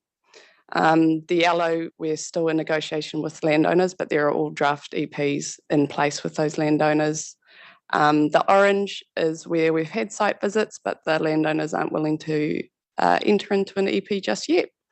And the red shows that we've made contact with those landowners, but largely they're kiwi fruit orchardists. So our support can be limited just to the nature of the land use. So what we've been working on in the catchment is implementing best practice drains, and a lot of the drains in the catchment are like quite incised or really, really steep or sort of a U shape that provides, well, causes a lot of slumping and sediment into the waterways, and generally the fences are right up against the waterways and not planted, so the drains become quite hot in the summertime and provide very little habitat for biodiversity and fish and other invertebrate species. So the principle behind best practice drains is that they're bedded into a V shape, and the fences are set back with a large setback and planted, so it will help filter contaminants entering those waterways, and the shade will provide cooler water temperatures and better habitat for those fish and invertebrates. So last year in the catchment, we completed 8.2 kilometres of best practice drains, and this year we have a further 7.2 kilometres planned. The Te Arawa Lakes Dairy Farm, we have a very, very large EP with them, and part of this EP is doing a control and impact study on these best practice drains. So a while ago we selected 6 drains for restoration and 6 that would remain as is, to do a comparison study of the efficacy of restoring these drains. So we're about 4 years in, so we've done 2 years monitoring prior to any intervention. We've now done 2 years post-intervention, and we've got another 3 years to go before we get that 5-year data come in.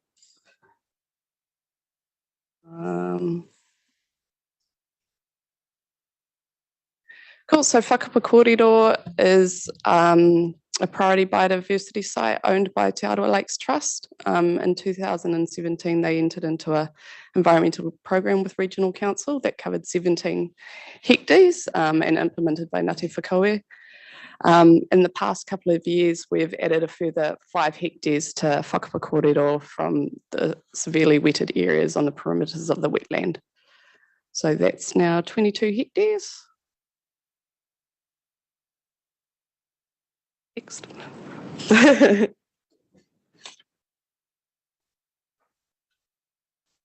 And again, a project within the Te Arawa Lakes Trust environmental program is a treatment wetland that we're creating, and it's 2.3 hectares in total, which is being developed to treat surface drainage of the for 49 hectares in the upper catchment.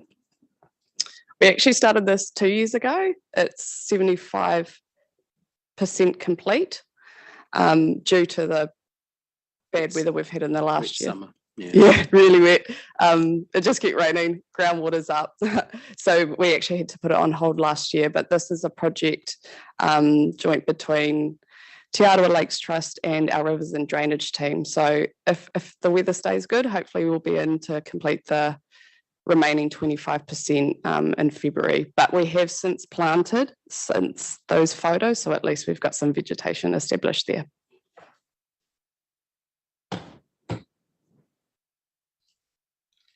No, you need to go forward.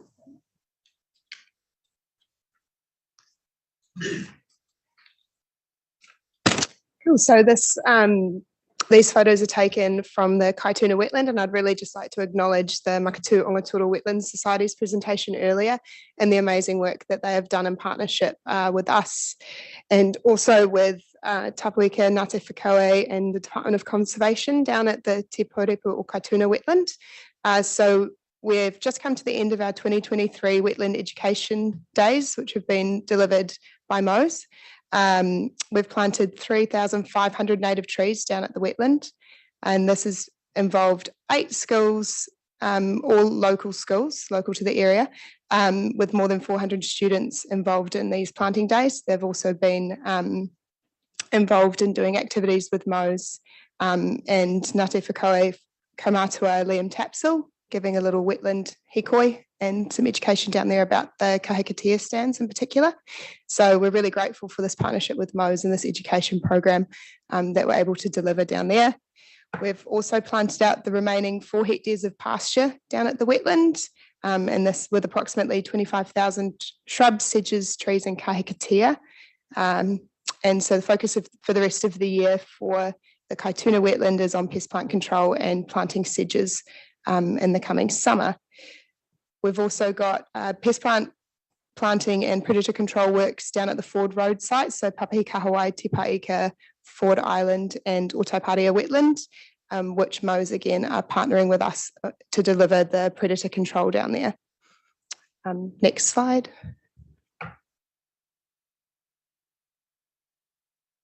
So here are some photos from our environmental program works outside of the focus catchment, so in the Upper Kaituna catchments. Funding support is now being offered outside of focus catchments in the Upper Kaituna, and we're really excited to see that there's been some good uptake from landowners in this area, and there's some real good engagement from our landowners.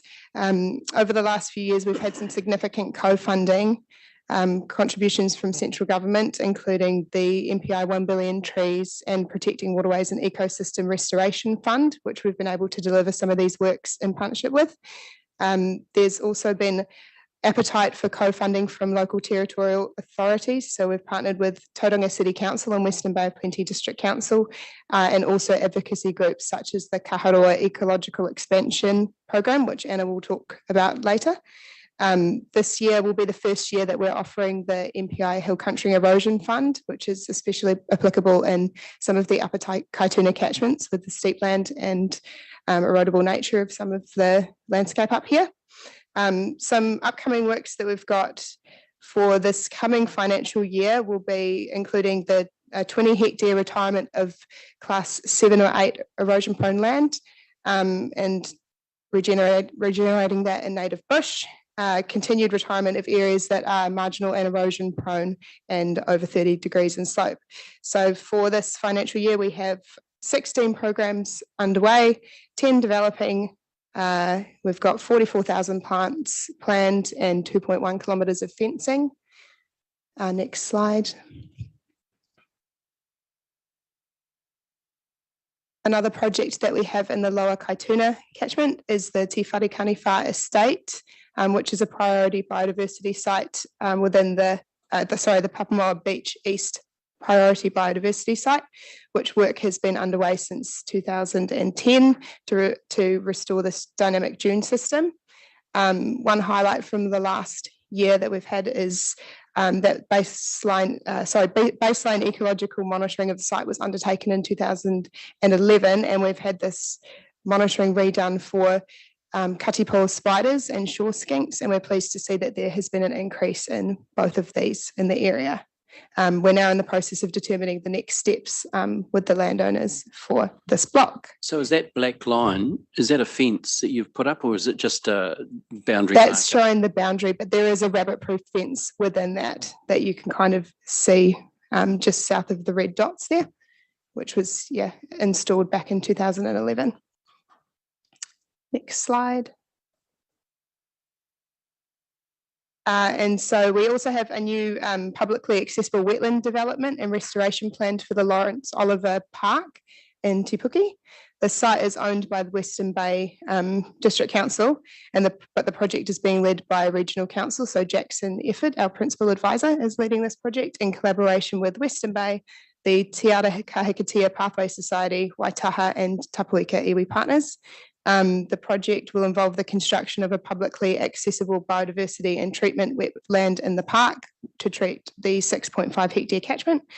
Frontiera and Western Bay are expected to both partner for funding with us, and Frontiera has already pledged $10,000 towards this project, which is pretty exciting.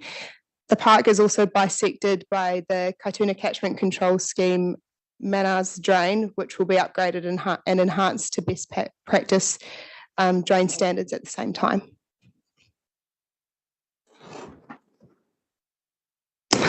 Cool. So lastly, I just wanted to talk about the community and volunteer groups within the catchment. There are some amazing groups doing some pretty cool stuff up there. The picture on the right, the purple areas are registered regional council care groups, and that data has been taken out of Kiti Tail, which is a GIS system we created for volunteer groups. The yellow actually depicts the predator-free Bay of Plenty backyard trappers, which is something else Regional Council supports. So between the purple, the registered care groups and the urban trappers, the community groups are covering about 26,000 hectares, which is a pretty cool effort. So we've listed the groups of volunteer groups within the catchment up there, including Mose, who gave us a really detailed summary of their works earlier.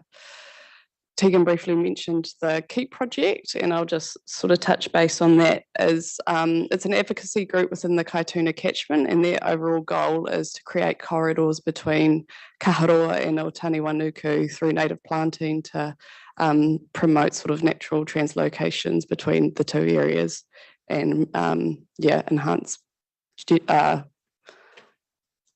genetic diversity, sorry. There's also a new project proposed for connection between Otawa and Otaniwanuku. So I know there's conversations happening with the landowners there as well to create that sort of corridor. But basically, there's a lot of landowners and a lot of volunteers that are really, really committed to undertaking volunteer work. They're working really closely with iwi and hapu and other businesses and forestry companies within the catchment. In November, we have our annual Volunteer Celebration Day. So we'll be taking a bus from Tauranga up to the Northern Harbour so Kaituna groups can have an opportunity to network with our Northern Harbour groups. Yeah.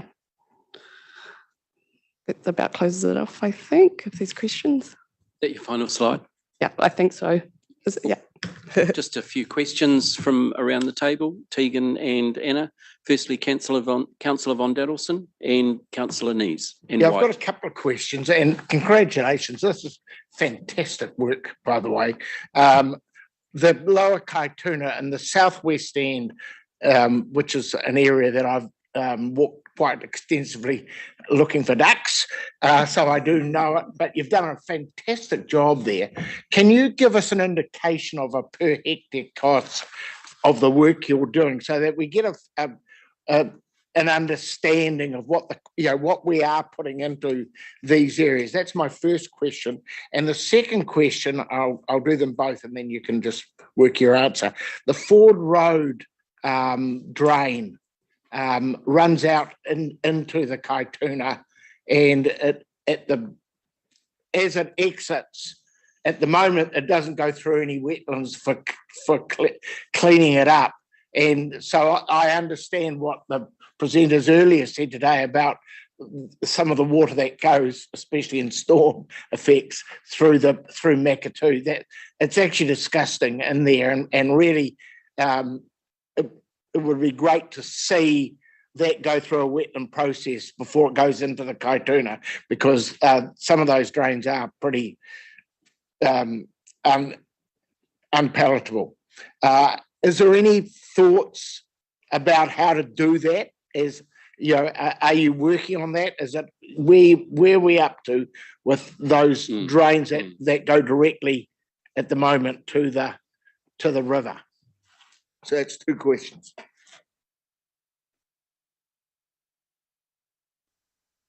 think you're going to get dual answers, Andrew. Okay, so the first question, through you, Mr. Chair. Yep. The cost of wetland restoration, it varies a lot, and it depends on the objectives. The most expensive is when you go for the full constructed treatment wetland built to NIWA's design guidelines to maximise contaminant removal, and the cost per hectare from the two that we've done so far have been between 150 and 190,000. So that's very, very expensive. The 50 to 190K per hectare. That's right. The kinds of wetlands that have been developed at Tumukawa are at the lower end, where it's a little bit of earthworks, quite a bit of planting, and then changing the hydraulic input controls to manage water levels. That tends to be in the region of, say, $20,000 to $30,000 per hectare. It can be a little bit more if the plant density is high. And then if we go right down to a more natural salt marsh environment where, you might be planting 10% or 15 or 20% of the area and then letting natural regeneration do the rest, you can get those costs down to somewhere between 5 and 10,000. So there's obviously a big range, and it depends on what your objectives are. Okay. The second point, which was in relation to Ford Road. You'll be aware that council has the Ford Road pump station upgrade project on its books, and I believe a consent application was lodged by the engineering team in June. That proposes to move the Ford Road pump station 2 kilometres upstream, co-locating it with the diagonal drain pump station and doubling the capacity there. The advantage of doing that is it changes the situation from 100% of that somewhat contaminated flow going into the estuary and across the shellfish beds, and means that only 20% or so will do that. The other 80% will go out to sea through Te Tumu Cut, which, while not risk-free, is certainly a less sensitive receiving environment. So the region is better off with that. Now, I believe that Mark Townsend and Kathy did some investigative work into a constructed treatment wetland for that pump station, but because the volumes are so high, they wrote that option off. But you'll be pleased to know that the Cutwater Road wetland in the Waihi Estuary catchment, we are looking at using the 2 pumps that already exist on the farm that's been purchased to serve a treatment function as the water from that 471 hectare catchment goes through the purchased land and into the estuary. So there is a plan afoot. I don't think it's been done before, though, with a pumped scheme set up. Chairman Leader's looking at me suspiciously because he's keen to see this problem solved.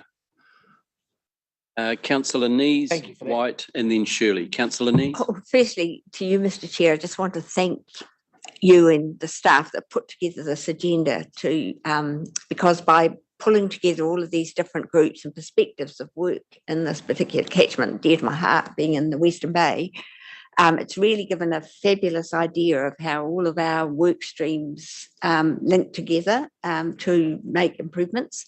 So I just want to really thank you for that.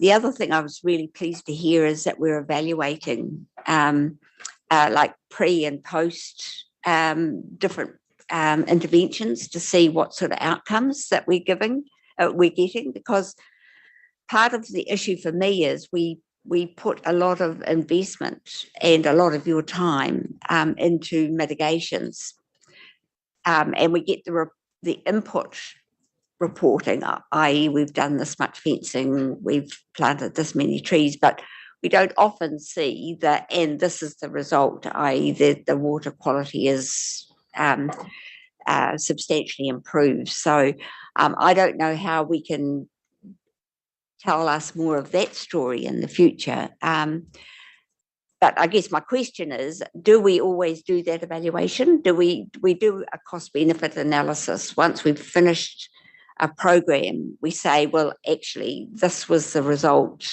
down at the bottom of the catchment. So that's just a question from me. Few looks, so I might answer this one as well through you, Mr. Chair. So you might recall at the last Monitoring and Operations Committee meeting, we presented on the Waihi Estuary FMU works, and we got the preliminary results from the first 6 months of monitoring from those 2 constructed treatment wetlands, Maniatutu Road and Ponkaua Bush Road. Now they showed, and I am running off the top of my memory here, but something like 70 to 90% reductions in those 4 contaminants, which we expect to decline over time to somewhere in the 50s. But that is, that's what you get if you spend the big money and do the gold standard approach. To answer your question, do we always monitor? No, because the cost of monitoring can exceed the cost of the works. So it's about monitoring enough to know that what you're doing is making a difference. And so I think the experiment that Anna's talking about, a lot of the monitoring is being done by Alistair Surin from our science team. He has, with his NIWA experience, etc., really set the bar quite high in terms of a before-after control impact experimental design. And he is, as all good scientists are, reluctant to hand out early results because he wants to be statistically significant and conclusive in his answers. But there is a lot of Newman monitoring that takes place that gives us an indication of whether or not things are changing. This particular year, with the really high rainfall that we've had around the region, has potentially given us a skewed indication of the effectiveness of some of those treatments. But so the answer is yes, sometimes, but not always. Councillor White and then Shirley. Tēnā koutou. As I look at that map up there, it's very heartening because it's Te Arawa territory. There might be some boundary disputes, but there's Te Arawa territory up there. And I'm very pleased that my Te Arawa whanau are really working well with you guys and all the others as well, other members of the community. Yeah, I was just interested in the best practice drains, because I'm aware as we move towards establishing the wetlands at Wahapu in the Pongakawa, all the drains that are there that were put in place, obviously to drain the land to enable farming to happen. What is a best practice drain? What's the ingredients in a best practice drain? Through you, Mr. Chair. I think it's a bit of a scale between best practice and good practice, but ideally, a best practice drain is it's battered at in a V shape to prevent slumping and all that sediment entering those waterways. It's important to have a decent setback between 3 to 5 metres to ensure that stock aren't right up against the drains, pugging and excreting in that general area. If it's heavily planted, obviously that helps filter out contaminants and other nutrients, and it also provides shade for the aquatic environment, so better oxygen levels, lower temperatures, and it sort of helps that fish and macroinvertebrates to thrive. So it's almost recreating a wetland environment around those current drain systems. Okay, thank you. Yeah, because I suppose ultimately the best practice drain is no drain, but that's not pragmatic. Let me put it that way. Hey, look, I just wanted to also just add one more final point. I'm looking at all the effort that's gone in here and following on from Councillor Neves. Really would be good to get a sense of all of these participant parts. What is the outcome and the ultimate outcome that is being achieved here? It's very, very impressive to see all the component parts, but when they come together, what does it actually look like in terms of changing the form and look of our catchments here? So, just a comment. Also, the fact that there's so much volunteer help going into this, alongside the cost that goes in that we might, pay and others put in as well. The volunteer time must be massive in comparison as well. So all of that going into achieving an outcome that I would like to one day see what the final outcome is of all of these parts coming together might be. So just a comment. Councillor Shirley and then Councillor Scott, and then we'll call it a day then. Thank you. Thank you, Chairman. Pim, just trying to get clarification. I think he gave us a figure of 150 to 190,000 per hectare for the wetland restoration. That's gold standard, I think was the term. That's the gold standard. Is that a one-off construction cost? It's not a per annum cost, but presumably there is a per annum maintenance cost in addition. Is that in addition to the 190,000? So through you, Chair, the 150 to 190 is the one-off costs of construction, and I guess the first 18 months worth of works to sort of complete the capital. There is an ongoing maintenance cost. There's two things I'll say. One is we're early in our use of these technologies. So the national guidelines for NIWA constructed treatment wetlands only came out in 2021, and so my expectation is that we'll get some economies of scale and some learning, and that the cost per hectare for those will go down. The ongoing cost per hectare for maintenance is likely to be in the low thousands, very, very low thousands. There may be in some situations per hectare. Well, I'd like to think it could be in the hundreds of dollars per hectare. So we have in that Cutwater Road farm, we've modelled $1,000 per hectare per year in the treatment part of the wetland, and $200 per hectare per year in the natural part of the wetland. We do need to resolve the issue of rates, targeted rates payable in that land for the use of the pump stations. So that those figures sort of include a provision for those targeted rates to continue to be paid, because we expect to use the pump stations in the functioning of the wetland. So I think it's fair to say it's early days. I can't give you definitive long-term operating costs for those yet, and it does depend on whether or not they depend on a pump or whether they can operate purely by gravity. My second question was, what is the cost of relocating the Ford Road pump station? Chris is in the room. Chris, do you want to answer that question?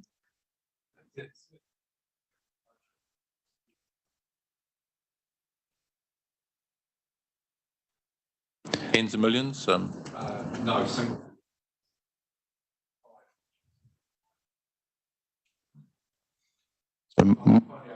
My recollection is that it's 10 million or very close to 10 million.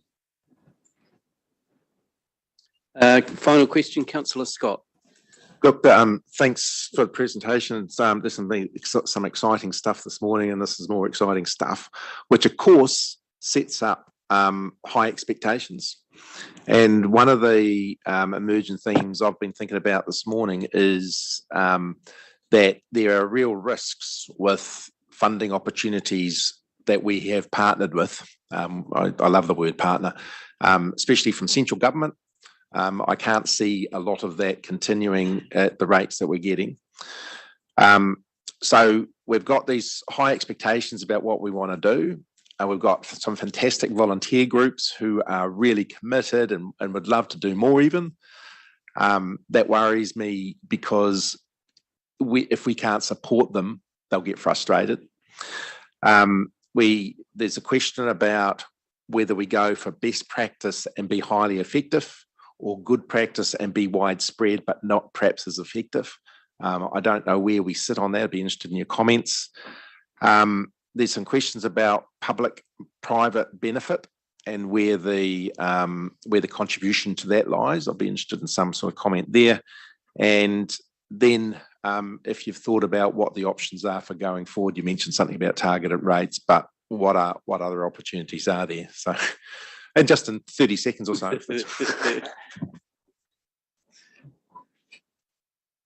Okay, I was just offering my staff the opportunity to answer that question, Councillor Scott, but I think it's always a trade-off. I think that, we can't build gold standard constructed treatment wetlands at the regional ratepayers' cost in every situation, but it is good to demonstrate that A, they are effective in a gravity feed situation, and B, that they can be effective in a pump scheme situation. So I think if we can demonstrate that they work, then we can start to require catchments to use them in situations where they are the best solution to a problem, rather than hobbling inputs or using other control methods on properties to achieve contaminant reductions. I think some of the answers to your question will come through the LTP workshops process. I'd love to engage with councillors more on workshops and around, how do we pay for this stuff, and how do we prioritise, how do we trade off doing, the best versus good versus something that's moderate. I don't believe that there's a risk of not being able to support community groups to the current extent, unless of course the resourcing is constrained, but it is a relatively small portion of the overall catchments budget. So I don't see that as being a risk, if that's the concern here today. So yeah, let's engage on it further on some of those other questions through the LTP workshops process. And that was really the purpose, is to sort of make sure that those questions are noted. Thank you. Final comment from me, Pim, Chris and Ruben. Councillor Nees touched on it in terms of last monitoring and ops. We had Waihopu Waihi present to us. We had the Waihi FMU present to us, and then this month, we've had Waikokapu, we've had Mose, we've had the Kaituna FMU present to us, and everybody's doing great work. How do we make sure that each of them are not reinventing the wheel? It's not a question for today, but it is how does we make sure that we get value for money from all those groups without each other stumbling over each other and stepping on toes, or however you want to put it. You know what I mean, Pim? Fabulous to see, but I hope we are doing it in collaboration with all our landowners, all our care groups, all our FMU groups, and that we're not wasting resources. I think that's the key take home from me today, Councillor Nees, and bringing these groups together, because we're all in the same bucket and the bucket is shrinking. So just for you, Pim, to bring back to our LTP in terms of those discussions that Councillor Scott started. So thank you, Tegan. Thank you, Anna, for your presentation. Keep up the good work. And there's a resolution on page 94 that we just received the report from the Kaituna FMU Land Management Update. Thank you for that. Would somebody like to move that? Councillor Von Daddleston, seconded by Councillor Nees. All those in favour, please say aye. Against, carried. People, we're going to break for a cup of tea. We've been going for a good solid 2 hours. Can I invite Chris, Dennis and Andy to come down and have a cup of tea with us in the councillors only room? You're more than welcome. And we've adjourned for 15 minutes. 15 minutes. Yep. See you back here in 15 minutes, which is 11:45. We'll start again.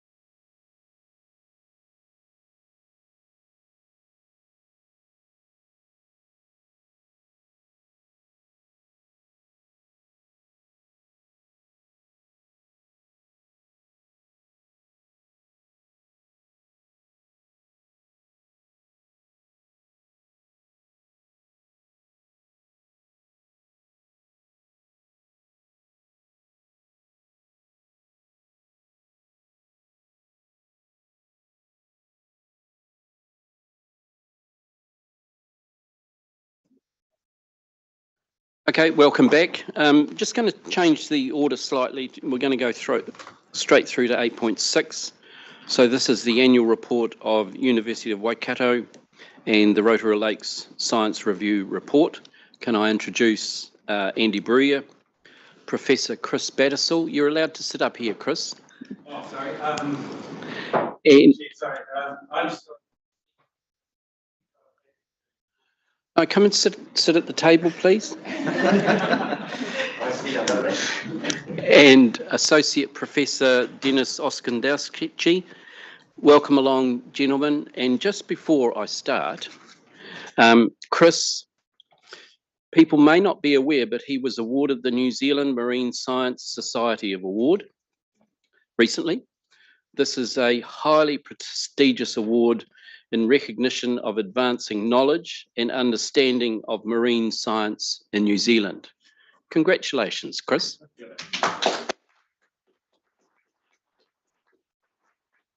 And you're on our team, so that's marvellous.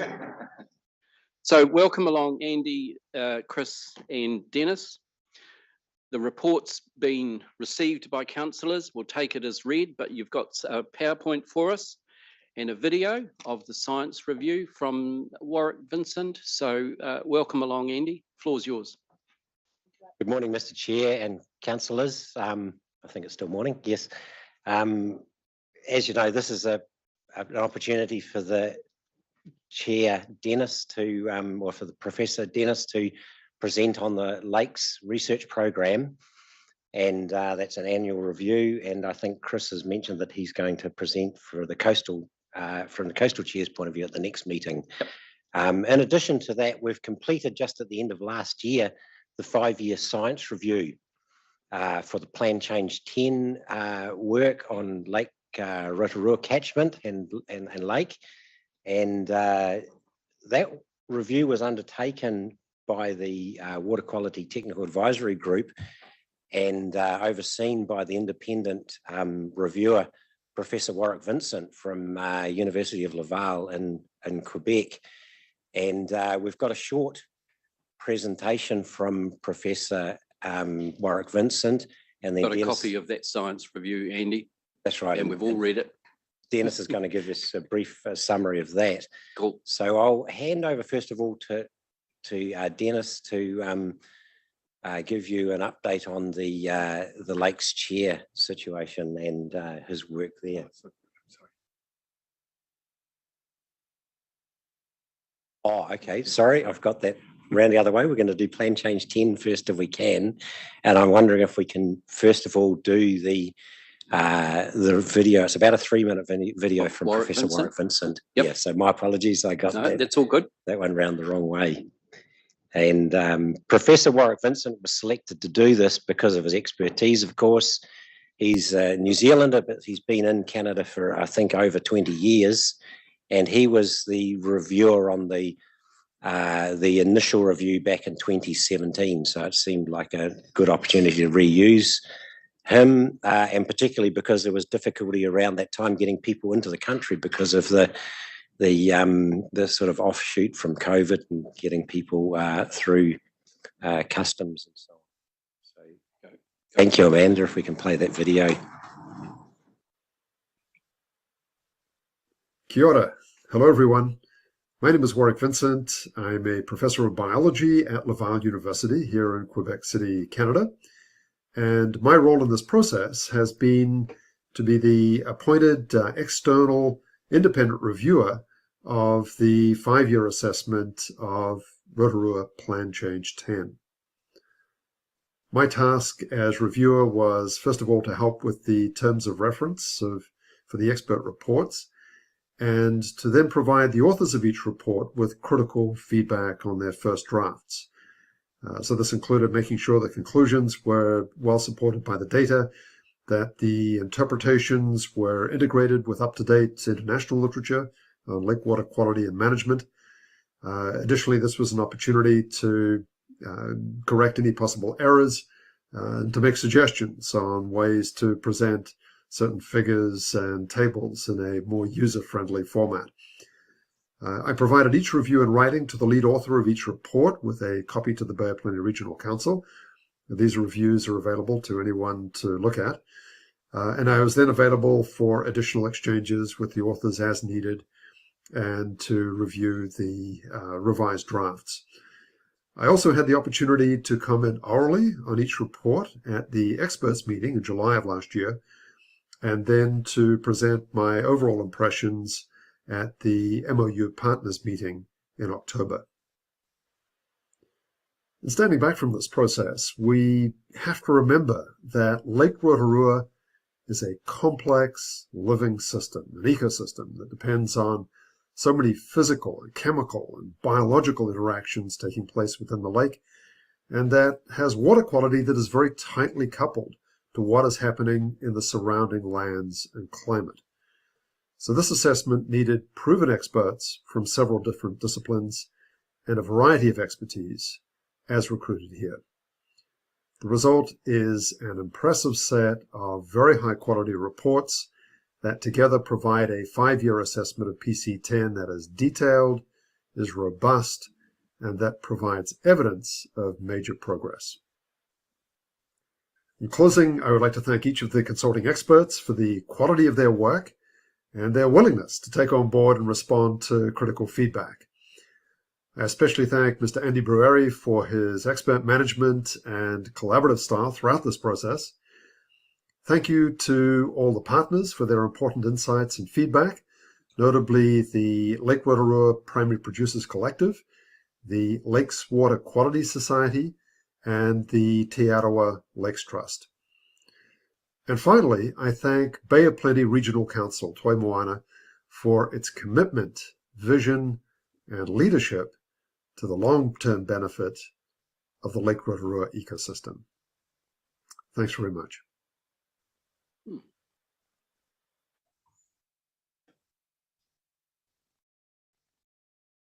Thank you. If we can go to the presentation now, Dennis can follow up from there.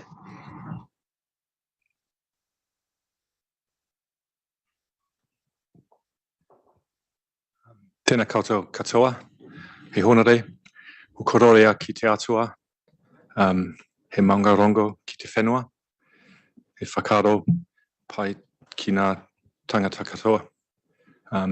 Ina mana, ina reo. Mā rangatira mā, tēnā koutou. Ko Dennis Esconducture, tōku ingoa, North Germany aho. Mahi ana ki te whare wānanga o Waikato, he tohua rewa Waimaore tōku tūranga mahi. Tēnā koutou katoa.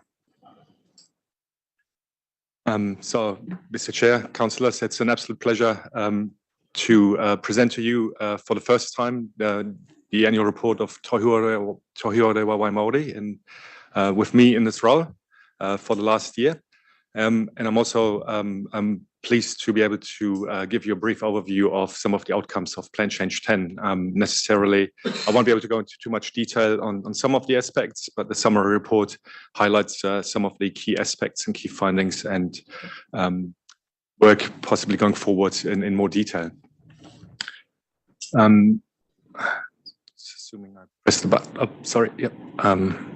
So yeah, my presentation today is really in two parts. So again, the first part looking at the Plan Change 10 science review, and with the question about whether or not we're meeting the targets, and then I'll be going into the annual report for the Tohua Rewa Waimaore and highlight some of the projects that we are currently doing and projects that we have planned for the near future.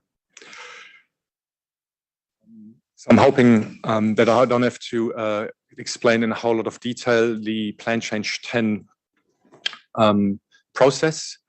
Just as an overview here, this is one of the tables that is in the Plan Change 10 document, which outlines the nutrient load reductions required to achieve ultimately a water quality target in Lake Rotorua, which is currently assessed using the trophic level index, which is an aggregated indicator comprising of total nitrogen, total phosphorus, chlorophyll A, and Secchi depth as an indicator of water clarity. And the current target for Lake Rotorua sits at 4.2. So it is assumed that the 435 tons nitrogen per year as a sustainable load will achieve that target by 2032. So as part of the Plan Change 10 review, I was privileged to work alongside Warwick and some of the other technical experts that Warwick was mentioning earlier. I came into the process when Plan Change 10 was already underway, which gave me a new, fresh perspective on some of the technical reports and the outcomes, which enabled me to look at it maybe a little bit more from the outside. And Andy and I felt it was appropriate for me to write that summary report with that fresh look at it, at the whole system and the Plan Change 10 review. So as part of the this round of the 5-yearly science review, 11 technical reports were completed, looking at a large variety of different aspects of Lake Rotorua and the catchment, including the analysis of all the monitoring data that was available for Lake Rotorua, which included the water quality aspects and some of the cyanobacteria data that the Bay of Plenty Regional Council is collecting as well. For some of the data sets, we're now looking at time series of more than 20 years, which is very substantial for a monitoring program in lakes, especially in New Zealand and a lot of other countries across the world. So this is a very robust and thorough monitoring program in these lakes that really enables scientists now to look at the long-term trajectory of water quality and also understand the linkage between catchment, nutrient loads, and in-lake water quality. So as part of the analysis, experts also looked at the long-term trends of water quality, and there was a strong confidence that water quality has improved in Lake Rotorua over the last 20 years, which is true for all of those components that are included in the trophic level index.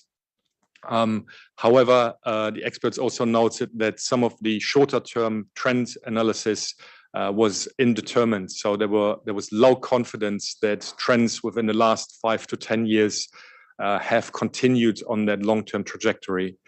That is not a concern per se. It's a reflection of the way trend analysis is being done from a statistical point of view. And the authors of those reports highlighted the importance of ongoing monitoring of water quality in the lake to enable a more confident assessment of those long-term trends going forward. A couple of reports also looked very carefully at the effects and effectiveness of the alum dosing to the Utuhina and Purenga inflows to the lake. You may well be aware that these inflows are being dosed with aluminium sulfate to reduce phosphorus concentrations in those inflows and ultimately in the lake. The evidence of those reports suggests very strongly that alum is indeed effective in reducing phosphorus loads in those two streams. That is very reassuring. There was also a study commissioned on understanding the potential adverse effects of alum, and there was no evidence to suggest that alum has any detrimental effects on aquatic biota in the streams and in the lake. There's some uncertainties around the fate of alum, and I'll comment on that in a couple of slides. I wanted to also highlight one of the key findings that the nitrogen loads to land has reduced from close to 1,000 tons to 700, to about 760 tons between 2017 and 2022. That is a substantial achievement, which also links very clearly to the improvements of lake water quality in combination with the alum dosing to those inflows. I wanted to quickly comment on that image of Lake Rotorua that I've put up on this slide. This was a very severe cyanobacteria bloom in early September 2022. That's an image that was produced using satellite remote imaging, and James Dare here at the Bay of Plenty Regional Council is using that tool routinely to keep an eye on the cyanobacteria blooms. The comment I want to make here is that despite improvements in water quality, we need to remember that the trophic level index, the TLI target of 4.2, still classes Lake Rotorua as what we're calling eutrophic. So that's moderately nutrient enriched. And that's a target where we would ultimately have to expect algae blooms to occur on a regular basis with that target in mind.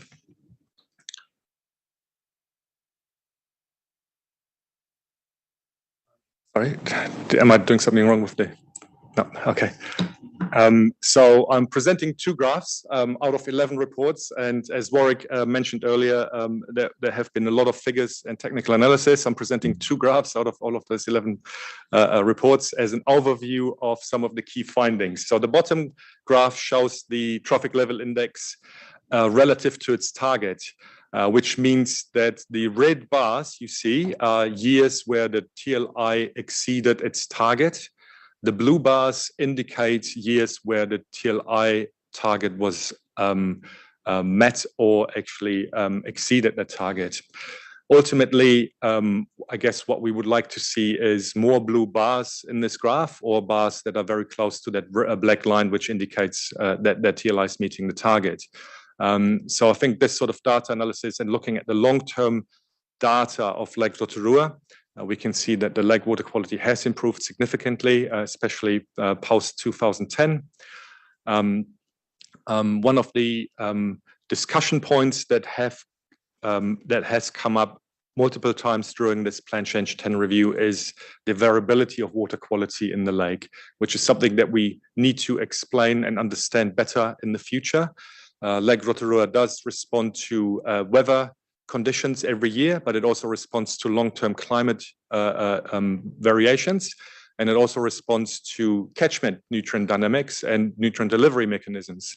Teasing apart those different influences on lake water quality is not a trivial task, but I think we are now in good shape for looking at that more closely, given the long-term data and some of the modeling tools that I'll be presenting later on. That variability is also reflected in the cyanobacteria dynamics in Lake Rotorua, which I'm showing here on that top graph with that sort of squiggly line of blue and orange segments, where the blue segments indicate a decreasing trend and the orange segments indicate an increasing trend of cyanobacteria dynamics. And as you can see very clearly, there are years where we see quite severe cyanobacteria blooms, and there are years where we see less severe cyanobacteria blooms.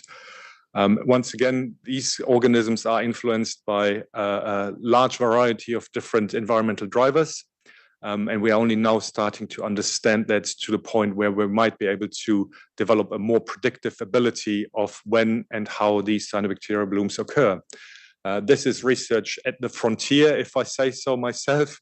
So this is not a unique problem to Lake Rotorua, but this is a ongoing research globally.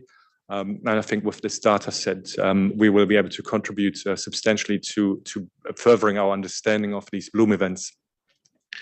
One of the knowledge gaps that was discussed during the Plan Change 10 review was that we don't fully understand the fate of aluminium in the lake, while we have high confidence that alum is reducing phosphorus concentrations in those inflows and to some extent in the lake. We have not been able to fully understand where the alum ends up and what the ultimate fate of this aluminium is. So this is one of the areas of further research that we would like to look at. And what became very clear coming out of these reports, including the reports on the progress of catchment management, I think you will hear some of that later today for the incentive program, is that the ongoing support for those catchment management activities is very crucial to ensure that the nutrient load reductions within the catchments are progressing to ensure that the improvement in water quality is sustained in Lake Rotorua. So I would move on probably to the the annual report update, unless there are any questions on the Plan Change 10 or.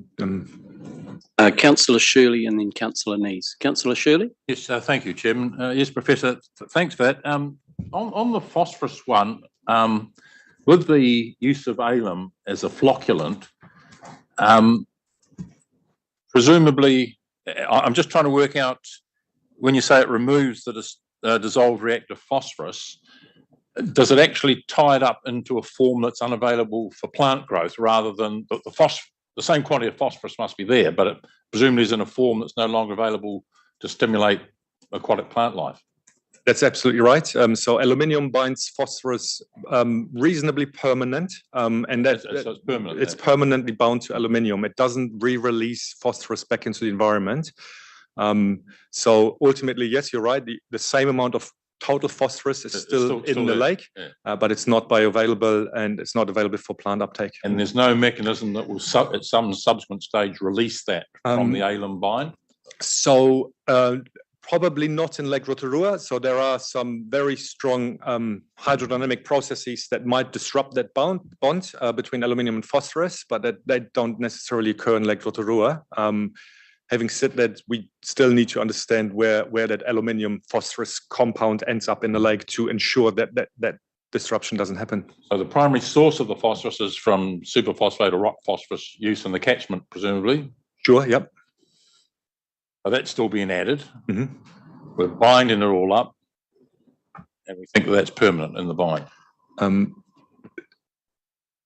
Yeah, that's fairly accurate. Yeah. Councillor Neave? Thank you. There was a comment on in our agenda, and I'm not sure whether it's actually, I think it's in the executive summary of the attachment to the report, where it talked about the cumulative impacts of climate change and what we might, that single stresses are hard to identify what cause or what result they're going to have in the lake water quality, but that because there's so many things that may be interacting, it'll be hard to be able to ascertain what impact climate change may have in the future. Just looking at that rise in the last couple of years, the things that I can recall is increased rainfall and increased temperature. So they both can be expected in climate change. So what would be your comment of the most likely thing that's affected the TLI in the last couple of years? But so with regards to the TLI, I think the evidence from the Plan Change 10 review is clear that the alum dowsing in the streams has substantially contributed to the improvement in lake water quality. As in regards to some of the climate change effects, I think we have a fairly good understanding of long-term climate change effects on lake ecosystems. So I think we have a reasonable amount of confidence that climate change, the long-term changes, will exacerbate existing problems. So for any given nutrient load to the lake under climate change, we will see a more severe effect on lake water quality. You also touched briefly on some of the rainfall events and some of the sort of extreme heat waves maybe that we're seeing or we will see in the future. That is research that we haven't fully developed, and not New Zealand specifically. That is research that is reasonably new, understanding the effects of extreme events on ecosystem dynamics, including aquatic ecosystems. So we have very low confidence at the moment on how these extreme events might affect lakes. It doesn't give us a great deal of confidence that we're going to be able to continue our downward trend if these other stresses are occurring. So I think, as we'll see in the next few slides, this will be a major research theme in the freshwater program at the university to get a better handle on that, and then hopefully inform on how effective current mitigation strategies are under climate extremes, and and if that's not the case, what future mitigations options might look like under those events as well. I can't comment much more than that. This is ongoing research. Yeah. Councillor White, and then we'll move on, Dennis. Yep. Tēnā koe te rangatira. Getting back to the alum question, iwi, I can recall, because alum's an aluminium salt, we're concerned about injecting another chemical into the water. So that was one thing, it was a condition of consent, and I'm assuming the consent has been extended, and I'm sure you can update on that. The other question really is around you made a comment around that it binds and it holds, and you're pretty confident that it'll hold in time. What is the condition that might release it? You said that Lake Rotoro was a little bit different. What is the condition that might actually cause that release of alum? So there's a mechanical disruption that can happen through high turbulence. So if you, so that's well known from alum applications to wastewater treatment or drinking water treatment, where high turbulence can disrupt that bond. So we don't expect that to occur in natural lakes, including Lake Rotorua. And some extreme environmental conditions, like really highly acidic conditions, like pH values that you would find in highly geothermal lakes or that are close to sort of battery acid conditions. So that won't occur in Lake Rotorua. Yeah. I suppose when you mention geothermal, it is a geothermal lake. It is a geothermal lake. Not to the extent that I was referring to. So I'm thinking more about lakes in the Waitapu volcanic valley, where you have active geothermal activity, dropping the pH to values of less than 1, where everything dissolves, basically. Yeah. Mind you, you've had many eruptions in that lake from time to time, close to the shoreline. I saw one. Okay. Moving on with your presentation. Sure, thank you. So yeah, thanks for the opportunity to present my first annual reports to the council. And I wanted to start off with showcasing our freshwater science team at the University of Waikato and introducing a group of very young and very talented people who will be supporting the program going forward. The focus of my first year in this role has really been on building relationships, getting to know people, having conversations about the research needs and where things are at the moment and where things need to be in the future.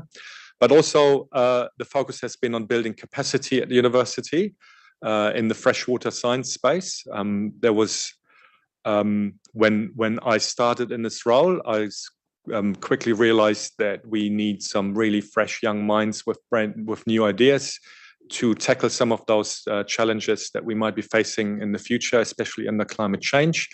And I'm confident that we now have a really good group of people that with expertise in a variety of different domains to support the freshwater program related to ecological dynamics, chemistry, modeling work, developing next generation monitoring tools, pest management, and invasion ecology. So really excited to have such a group of people supporting the program. So throughout the year, we've developed a number of what we're calling research themes. Those are high-level themes which we will use to guide our research and develop research questions, and also to seek funding to support that research.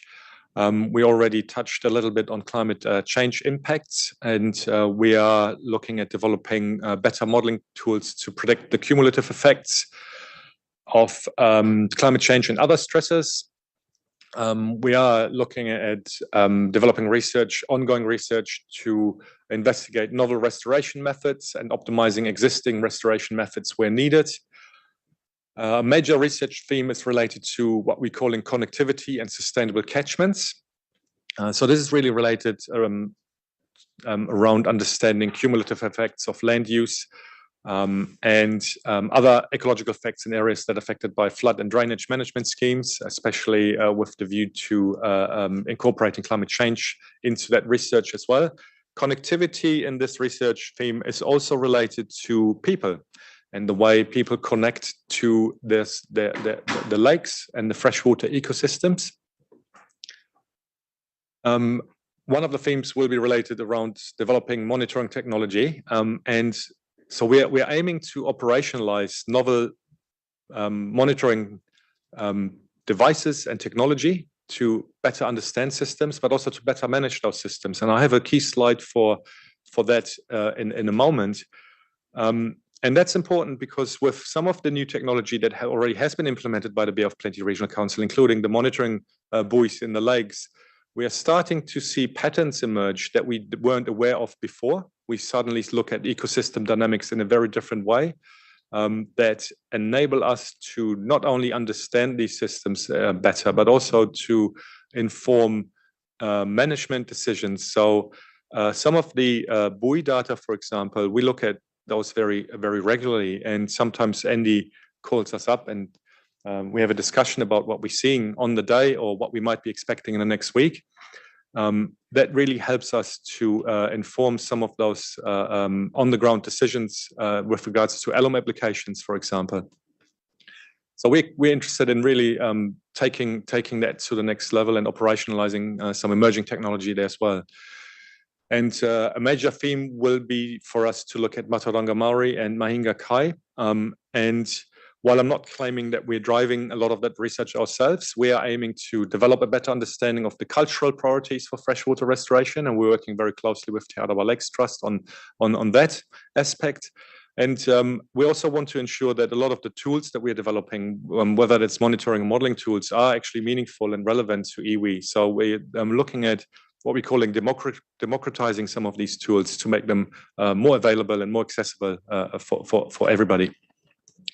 So while these are pretty major research themes, I'm not claiming that we will be tackling all of those in the next 2 years. This is really a long-term aim for us to meaningfully contribute to these research aims in this program in the long term. Before I look at a few key projects, I wanted to highlight one of the really rewarding aspects of this role, and that's taking students out to the lakes, to the Rotorua Lakes, to teach students how to collect samples, analyze data, look at various aspects of lake water quality and lake ecology. And we're also asking students to write a complete report on their findings by incorporating the long-term monitoring data that the Bay of Plenty Regional Council is collecting. I'm happy to say that the enrollment numbers for our freshwater ecology classes is steady, if not slightly increasing, which is really encouraging for us. And so out of that class you see here on those photos, we were able to get 2 master students to work on projects on the Te Arawa Lakes. Some of those students are actually from the Bay of Plenty or Rotorua, and they're really keen to do some work close to home, and that's really exciting for us. There's one critical picture. The middle picture is the critical look by one of our by one of our skippers is looking very critically at the student labeling those bottles. It's an important aspect of the learning experience to label all of the bottles very clearly. So. So one of the projects I want to highlight coming out of the annual report is the Sensor Network and Innovation project that James Dare is working on as part of his part-time PhD. So James Dare is also working at the Bay of Plenty Regional Council in the science team part-time, and he's working on his PhD at the same time. And he's doing most of his work in the Waihi Estuary catchment, which you've heard a lot about today. And James has taken it upon himself to develop a very cost-effective, near real-term monitoring device for key water quality parameters. Those little images there, which is just a sort of a circuit board and a little box of that monitoring device that is deployed at 10 critical sites in that Waihi catchment, is collecting water quality data at almost a 15-minute interval, and based on technology that he's helped substantially develop. So coming out of that work will be a better understanding of nutrient loads, but it will also help us to understand nutrient load inequality across different subcatchments. And because these devices are basically self-contained, they're run by solar panel, and the data is transmitted in real time to the server. He can look at this data from his desk most of the time. The way he's looking at this now is that he's converting that back into these water quality parameters into something meaningful that he can use to tailor land management advice in these catchments. And the way he's asking the research questions is really interesting, because he's looking at it from roughly speaking, a sort of the 20-80 rule, where 80% of the load might be generated in about 20% of the catchment, and likewise, 80% of the load might be generated during 20% of the time during very sort of high peak flow events. So with his research design, he can pinpoint those, what he's calling hot moments and hot areas as well. So that will help him to understand where to target land management practices and how good these land management practices are to capture these storm flow events. So very exciting research that he's working on. Also, I wanted to highlight that this is world-leading research. We've recently been able to connect to a couple of international groups who are also looking at similar ways of monitoring, and James is now integrated into those discussions. And we are taking advice from those groups, but they're also taking advice from James on how to design these systems properly. The next project I want to highlight is an upcoming project, which we're calling Restoring Freshwater Habitat for Future Resilience. That is which was initiated by Ian Cusaps, a name that is probably well familiar to you. We're working very collaboratively and very closely with the Te Arawa Lakes Trust and the Cawthron Institute under the Fish Futures project, which is funded by the Ministry for Business and Innovation. As part of that project, we're looking to develop and trial artificial reefs for the Rotorua Lakes. And those artificial reefs are aimed at providing refuge and habitat for freshwater crayfish, kora, which are currently threatened by the catfish invasion, as many of you know. I guess the feeling is that we can't wait for pest fish management to be effective enough. And in the meantime, building artificial reefs might be really good methods for protecting kora. Those green images that you see there are from screenshots of a video clip of an individual kora in Lake Tikitapu crawling into little tunnels that they've built themselves in the substrate around Lake Tikitapu. And the other pictures are highlighting a potential kora habitat using rocks along the lakefront in Lake Rotorua. So a combination of artificial substrate and learning experience from how kora actually build these structures themselves will help us to optimize and trial these artificial reefs and lakes. I think this is a very novel way of thinking about habitat restoration and providing refuge for a taonga species. Artificial reefs are well known for being effective in the marine space, but haven't found a lot of uptake in lakes. So this is groundbreaking research that Ian has initiated there. I wanted to quickly touch on a really interesting project for us, which is the Lake Tarawera Sewage Reticulation Scheme. And we're currently collecting baseline information on septic tank seepage and leakage of nutrients and pathogens into the shorelines of Lake Tarawera. And so we're focusing our study area primarily along Spencer Road, where we have deployed groundwater monitoring wells and that we're using to regularly monitor groundwater contaminant loads. These are placed downstream of the settlement, so close to the lake shore. And we also have a set of control sites upstream of that settlement to understand the change of groundwater fluxes through that settlement. Additionally to that, we have developed what we're calling groundwater seepage chambers. And those are the little plastic domes you see on the right-hand side there. They're now bigger than about 40 centimeters in diameter, and we deployed those into the shallow areas of Lake Tarawera. And the middle picture, you see, you can barely make out the benthic chamber, which almost disappears in that crystal clear water there, which measures the shallow groundwater fluxes into the shoreline of Lake Tarawera. So this is aimed at understanding the nutrient loads that are directly entering the lake in those shallow areas.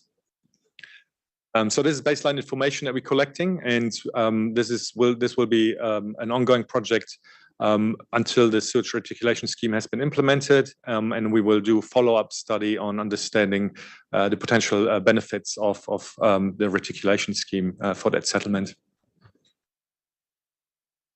So those two people digging the hole, one of them is our current master student who's recently started on this project, and the other one is Kat, our technical support officer who's recently come on board to help us in the freshwater program. We're also working on a very exciting project for us, which is the Auha Diversion Wall consent review that is currently ongoing. And so we are looking at developing a complex modeling framework using three-dimensional modeling tools to understand the effects or the benefits of the diversion wall on lake water quality in Lake Rotorua Iti. And I'm putting up these pictures that you may have seen before. One of the top picture here is really highlighting the potential effectiveness quite well, where muddy or turbid water from Lake Rotorua is entering Lake Rotorua Iti, and the diversion wall is obviously diverting that water downstream into the Kaituna River. And we are interested in understanding how this has affected the lake water quality in Rotorua Iti, keeping in mind that the wall was implemented with one of the aims being to protect the water quality in Lake Rotorua Iti until the water quality in Lake Rotorua and the catchment management has progressed to the point where the wall might not longer be needed. So we're looking at developing these modeling tools to answer some of these really big questions that are very difficult to answer in other ways. Accompanied, or there's a parallel project going on to actually analyze the long-term monitoring data in both Lake Rotorua and Lake Rotorua Iti in a lot of detail, with some of these key questions in mind as well, which is now only becoming feasible with this 20-year plus data actually being available for doing this kind of analysis. So it's a very exciting project, and we have a very talented modeler on board to support this project, who's come over from Australia, where he developed some of these tools specifically for Australian reservoirs, and he's now bringing that skill set to New Zealand to support this work.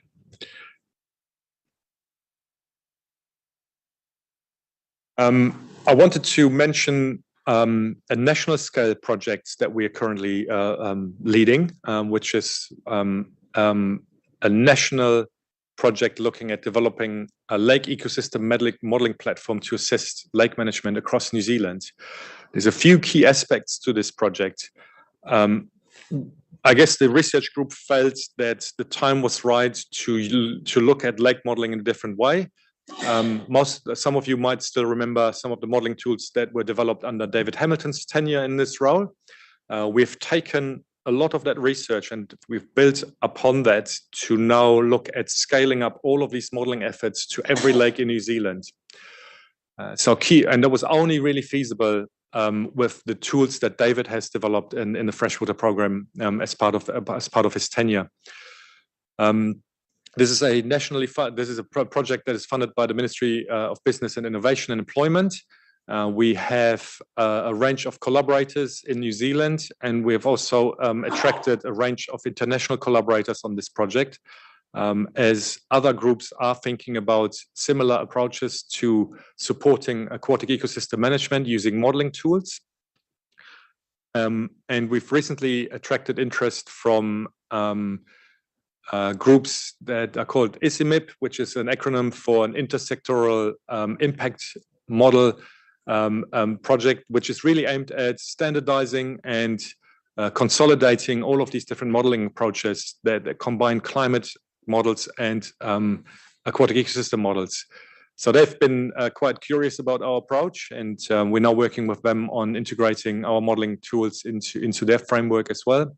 And we're also quite excited to have the Global Lakes Ecological Observatory Network on our side, where we have now taken on the leadership in developing these sort of tools for that we do developing for New Zealand, and in a way that might be applicable to lakes everywhere across the world.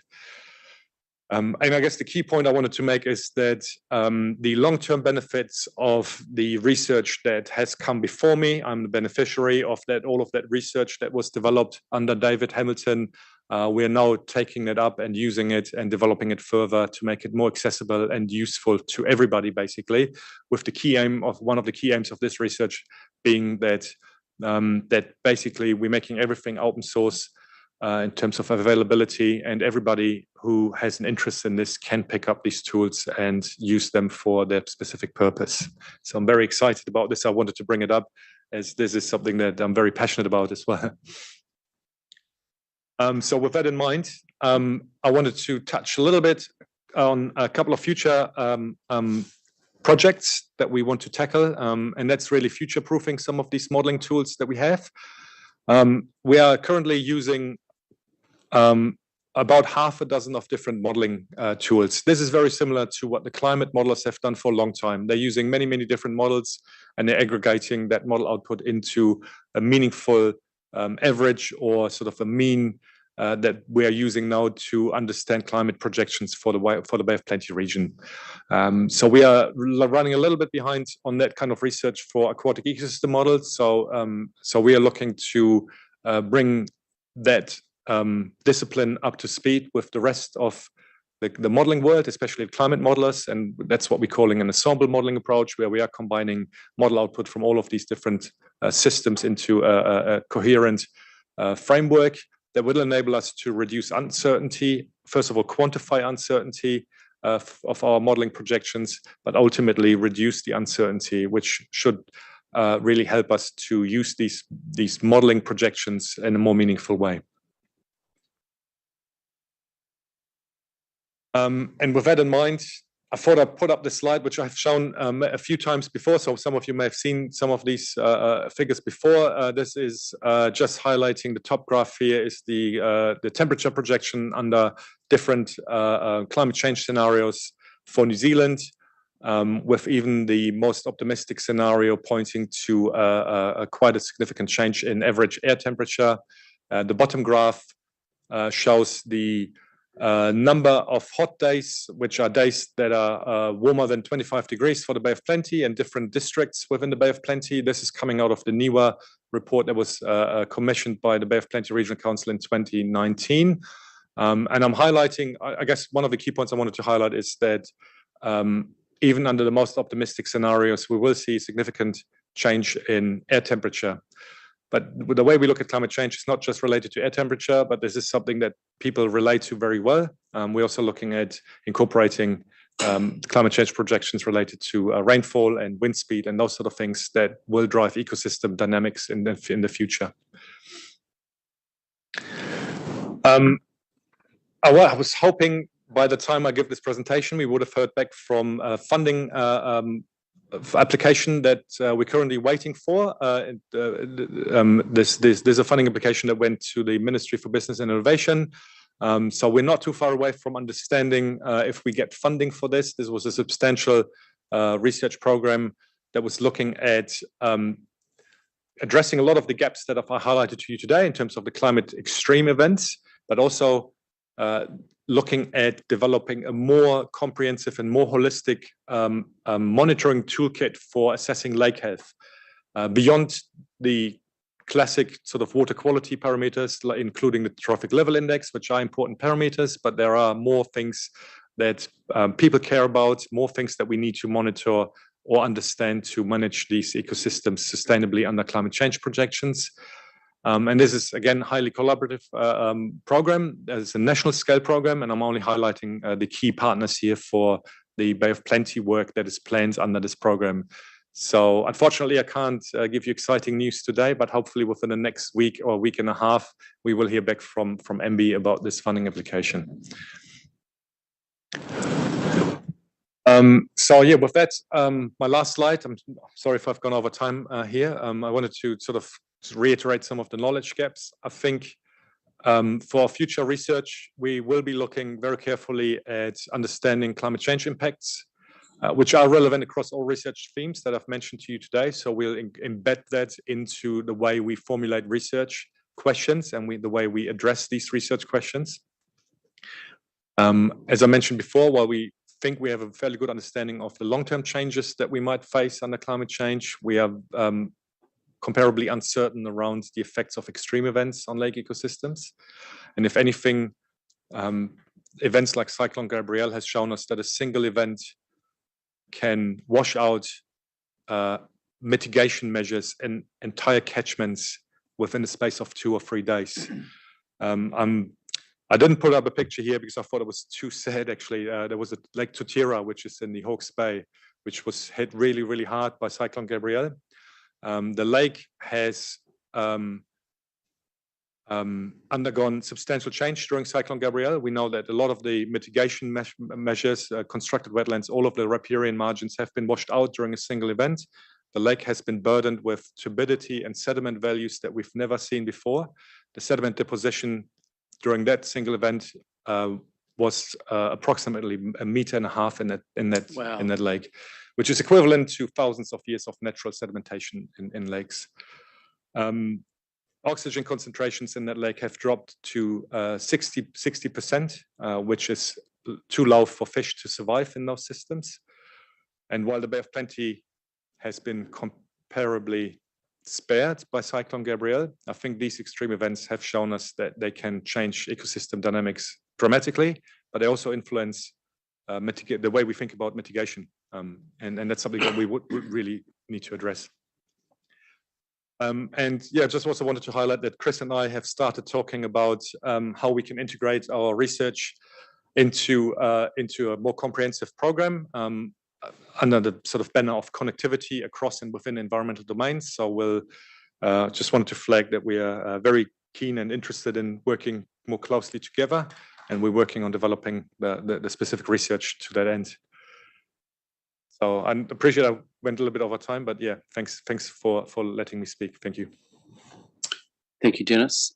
Thank you, Andy. Are there any questions to the team? Councillor Shirley, and then I'll have a question. Councillor Shirley. Yes, thank you, Chair. I was very interested in your ecological model systems, and you mentioned the interaction between all the various species, and particularly the carp and the predation of the kura. Have you also done work on the predation of trout on the kura? Because a very voracious introduced species, and there's sort of a reluctance to talk about it because of the importance to the recreational fishing tourism industry. But what's the comparison of the impact, the deleterious impact of trout on kura, native kura? Because every time I've opened up a lake trout, it's full of kura. What's the comparison between the impact of trout versus the impact of the carp? Because they're both introduced.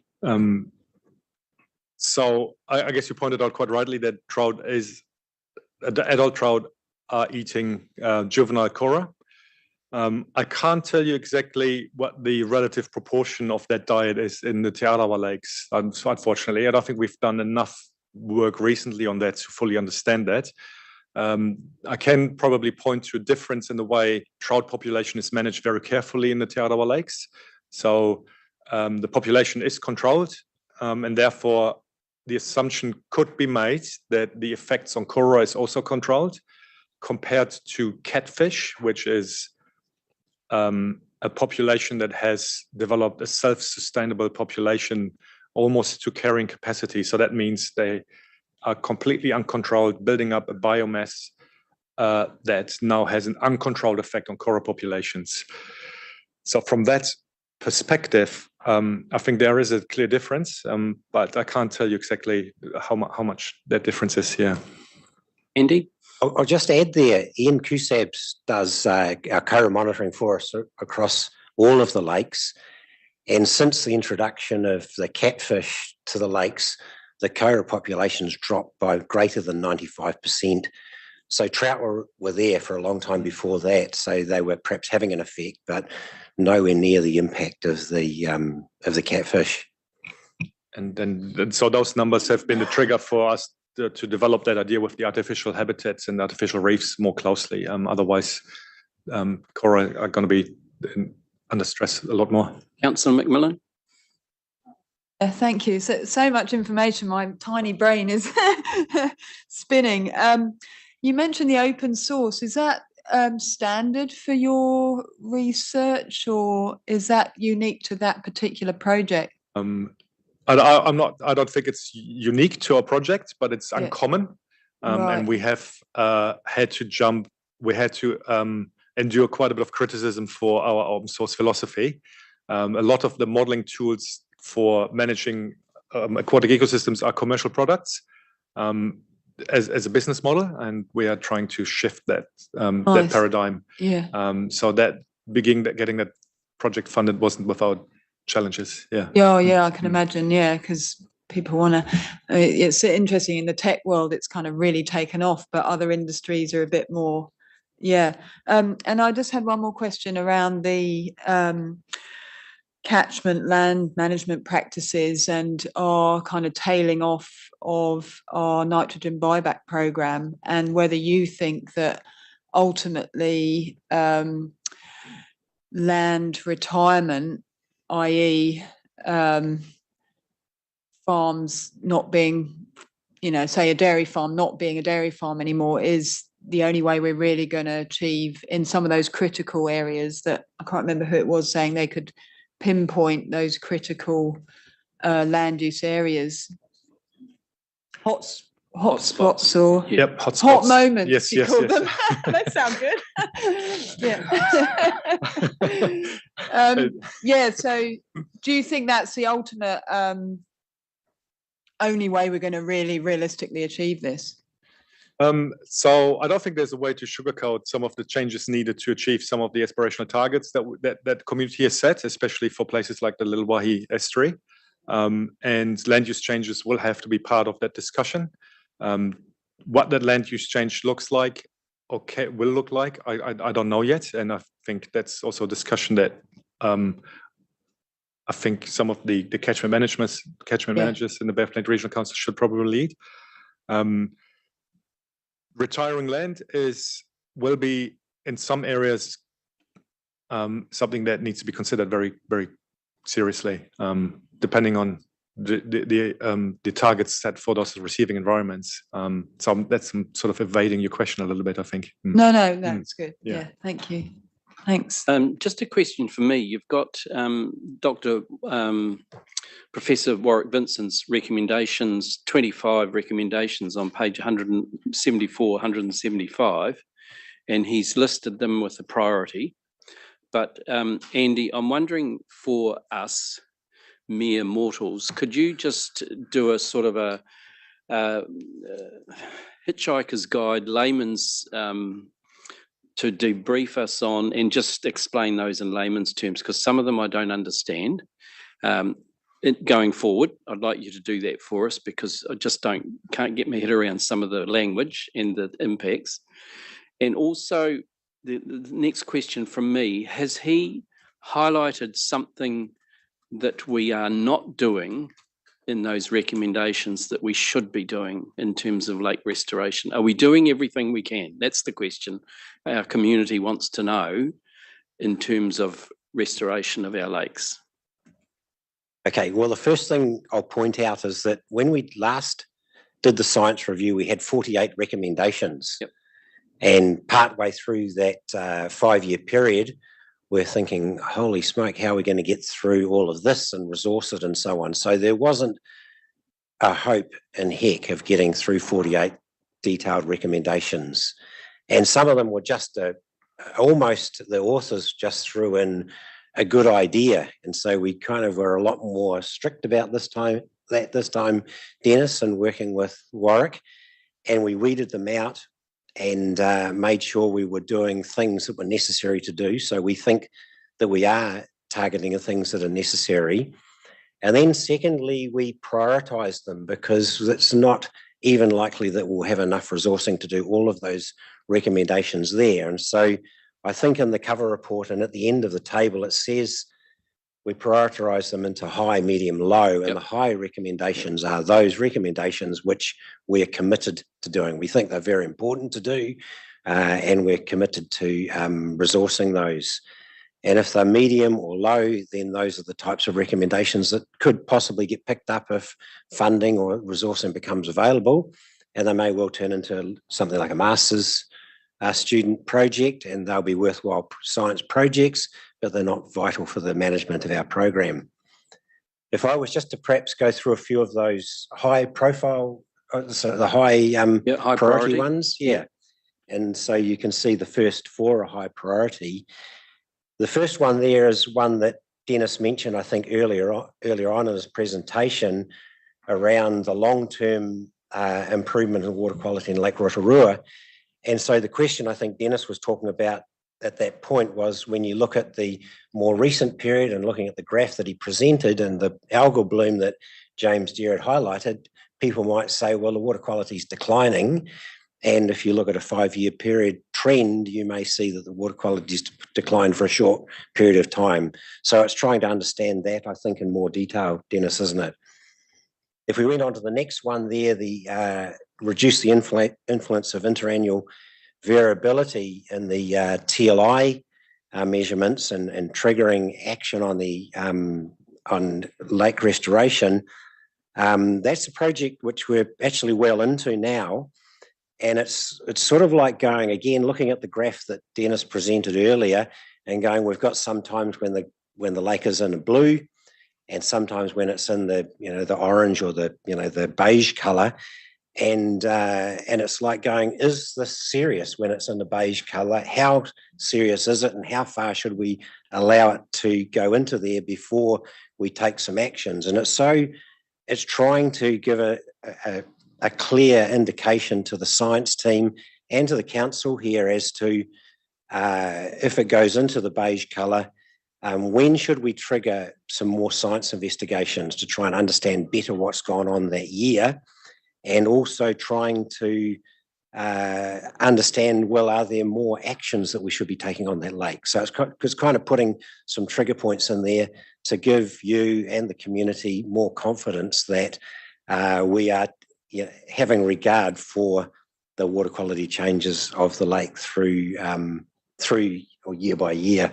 And that'll apply not only to Lake Rotorua, but to all of the lakes. And we're quite close to having something that we'll bring back to the committee on that. So my question, Andy, is probably a one-pager in terms of all those priorities, and just set it out for a layman so that we can understand it better of what those.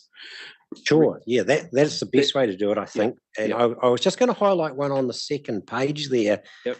It's the first number 8, and it's quantify lake-wide sediment P releases. And I think this relates to the question that Councillor Neves was asking around climate change impacts. And so that's one of the areas where we're interested in.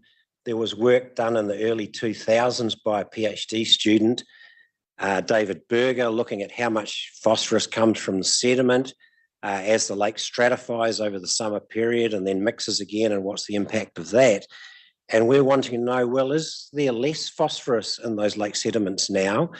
And is it becoming less available or more available? And then what's going on with that stratification period as we get climate change? And we would expect that we might get longer periods of stratification, but so far the work that we've had done, or we're observing with the Lake Buoys that Chris McBride runs for us under contract, we haven't identified a clear trend in longer periods of stratification. So it's those types of things that we're really interested in trying to understand and be able to tell you what might be the outcome of that. So definitely very happy to put together a very brief because I think the strategy group will be interested in those recommendations as well, and to break them down as well. Second question from me, you talked about the Ohau Channel diversion wall, and it's got some holes in it, and we're going to do a repair job on a bit of it this summer as a sort of a trial. So our community's expecting us to repair it before this summer, and I'm thinking, well, hold on, let's just pause for breath there. So in terms of the holes, how much is it going to leak into Rotoiti? Can we quantify the leakage through those holes and its effect on Lake Rotoiti going forward? With the modelling that Dennis was talking about for the 7-year review for the Ohau Wall, that's one of the scenarios. He didn't specifically talk about that, but we've actually had divers go down and measure the amount of flow through those holes, and And they've actually photographed them and pretty much quantified the size of the holes. So that's one of the modelling scenarios. It's not likely that we'll have the whole wall repair done by the summer. No. We'll have a trial done by this summer. So that's putting in place about 10 panels to test out the trial materials and methodology, and then with a combination of the modelling and the trial methodology will help us understand what's the best way to repair those holes, and if that's actually necessary. Question from Councillor White. Look, thanks, Janice. Yeah, we do have a few hot moments in Rotorua, geothermally related, of course. And my question really relates to the geothermal impacts and what that might have on the lake water quality. But also, as a baby boomer brought up in Rotorua, 20 years plus of undifferentiated residential and industrial waste dumped into the lake, thousands of tons of it. When I've asked this question before, what does it have any impact on the lake? I have had not much of an answer. People sort of go quiet and tend to move away from that particular spectre, but it is huge. Now, would that have an impact in any way, shape or form on the lake water quality? Because 50 or 60 years later, you would expect some significant seepage to be happening as a lot of the chemicals mature and float out into the lake. You any comment on that? So I can't say much about what the effects really are. I don't think that's something that we've studied in detail, and it's not part of a regular monitoring program really to see if any chemicals are emerging in the lake. Certainly something that sounds very interesting. No, it's because as I sit in a poly pool sometimes looking across at that wonderful geothermal energy seeping out, I'm mindful of the fact that all of that land is, a lot of it's reclaimed. And so huge amounts. And so I'm just wondering whether it's of interest to do any sort of research on what that particular seepage might have on the lake water quality moving forward. Perhaps if I could help out there, it's quite historic, and I'm not sure that I've ever mentioned that to Dennis, but I know there are reports probably from the 80s, Councillor, around that, and it might be a good idea if I just make Dennis familiar with those and we can come back with some sort of comment in the future. Okay, thank you, gentlemen, for your presentation. Councillor McMillan, it is hard to understand some of these things, and I've been doing it for a while, and I'm still confused at times. So, but thanks for your presentation, and look forward to addressing the Rotorua Tiara Lake Strategy Group and those other community groups for the summer, because I think getting our community behind what we're trying to achieve is part of our job as well. So thank you, Dennis. Thank you, Chris. Thank you, Andy. There's a recommendation that we just received the report on for the annual report, and happy to move. Thank you, Councillor Von Darrelson, seconded by Councillor White. All those in favour, please say aye. It's carried. Thank you, gentlemen. Look, we're running well behind time, and I make no apology for that, because we've had a very good meeting and we've got a few reports to go. Chairman Leader, we've got a regional council meeting starting at 1:30, and I'm just wondering if you want to, at 1:30, because we're going to go way over time, just open and adjourn that council meeting, and we'll just carry on with our monitoring and ops until we've finished. Is that okay? Yeah. And we'll break for a quick lunch before we start. So you might want to open and adjourn so that we're part of standing orders. Right, moving on. Biodiversity operations report, and we've got Shay Dean to come up, and Shay's got a presentation as well, and this is on page 108 of your agenda. Welcome, Shay. Welcome, Chris. Councillors, if you wanted us to be quicker, we can forego the presentation. It's not essential. All the materials in front of you, you will have read it. Yeah, take it as read. Yep. And well, if it's take it as read, leave the presentation. And are there any questions on that biodiversity priority sites? Councillor Nees. Just one around the wilding pines, particularly on the frost flats, is using drones something that we've considered for that program, or are we just using contractors to do it manually? We usually, it depends on the infestation level, so the density of pines, what method you use. So in the low density areas, we use helicopters. And I think there's probably still the most efficient means at the moment, although drones could be an option in the future. But the scale of the area is quite large, and so it's easier to cover the area with helicopters. And then for the higher infestation areas, we generally use groundwork. Yeah. Just that on our regional tour that Chairman Leader and I went on before the local government conference. There's a company that's doing these drone programs down at Lake Tekapo, and one person can manage a number of drones at the same time, and they go over and they map where the trees are, what size they are, how much spray is required, and then they sort of come back and then they all go out again and spray the lot, and it's like 100 an hour each drone can spray. So if you've got 8 drones, it's a lot of trees that you can deal with in a very short period of time. And they're actually looking at for regional councils to partner with them. So I just thought it might be something to consider.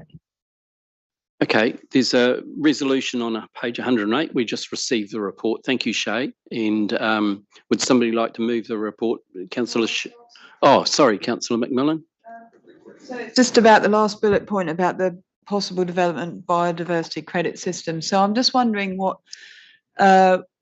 where our submission is at, and whether, regardless of what happens, whether it's something that we can prep for now and actually do in-house if it isn't a universal system. Let's say it doesn't go through. Yeah, what pre-work are we doing, I suppose, is my question for biodiversity credit system.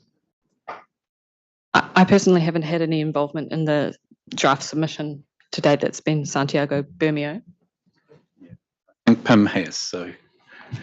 My understanding is it's getting close to being able to present to the policy committee, so we can have that chat then perhaps. Is that right, Pim? Yeah, that's right. Through you, Mr. Chair. Santiago Bermeo is leading the process, and a number of us last week had the opportunity to answer some questions that provided input into what he was drafting, which would then come before council.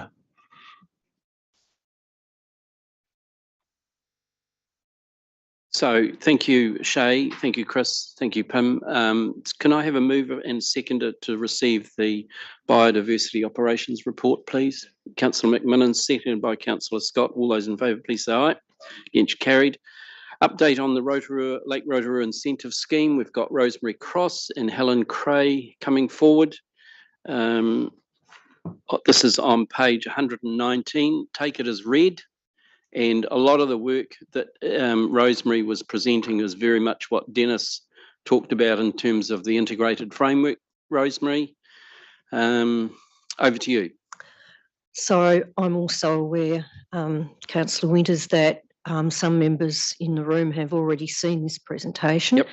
And Helen and I are happy to forego the presentation and go straight to questions.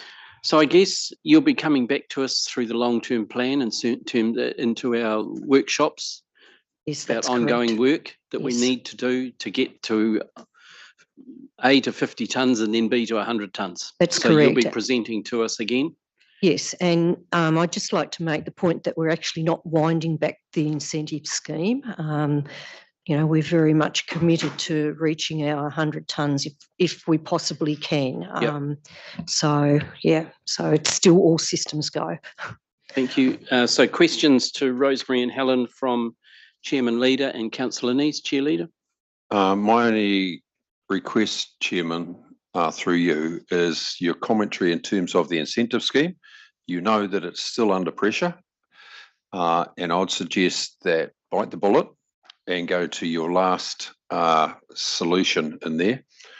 as a matter of course relative to what the chairman's made in terms of the LTP. So which is on page 128 or 129, Chair Leader, which is the last bullet point? A combination of all the above?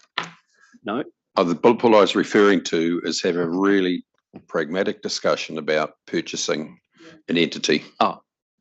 Or entities. And I think that's part of the LTP discussion, isn't it, Rosemary? Yes, that's correct.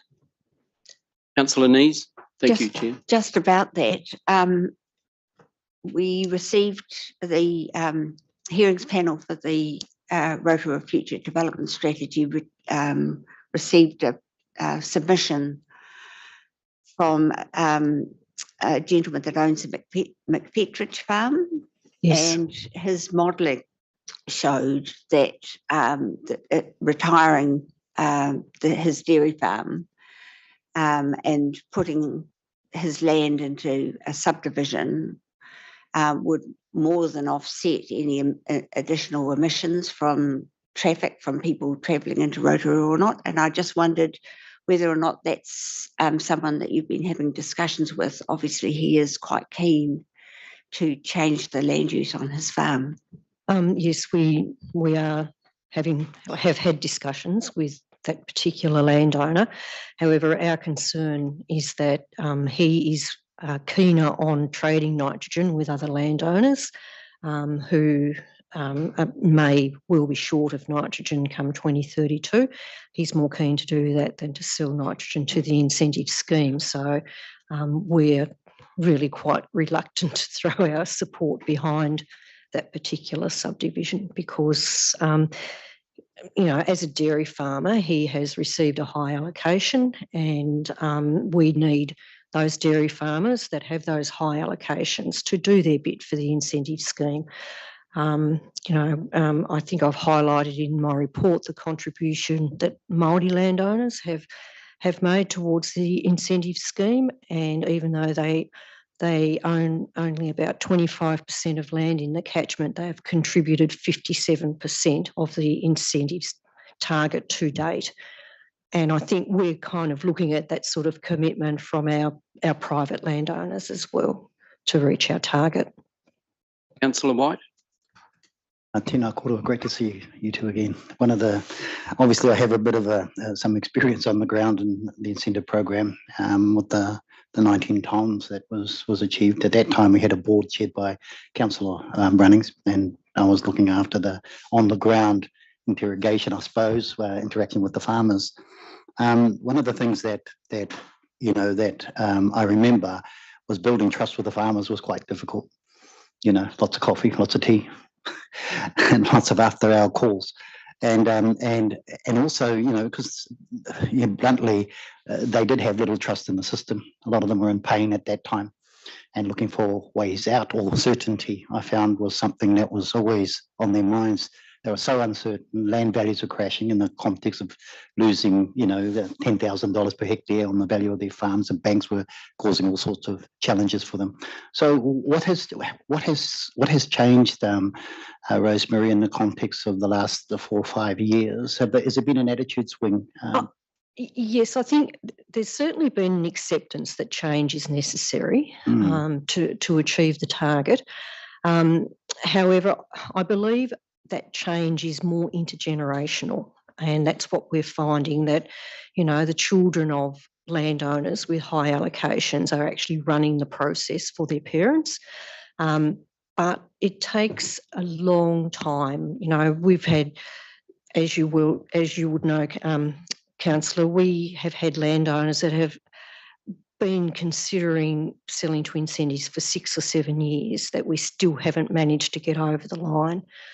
And often it will take, some sort of life-changing event where, the acceptance comes and they'll come forward and say, yes, we're ready to do this now.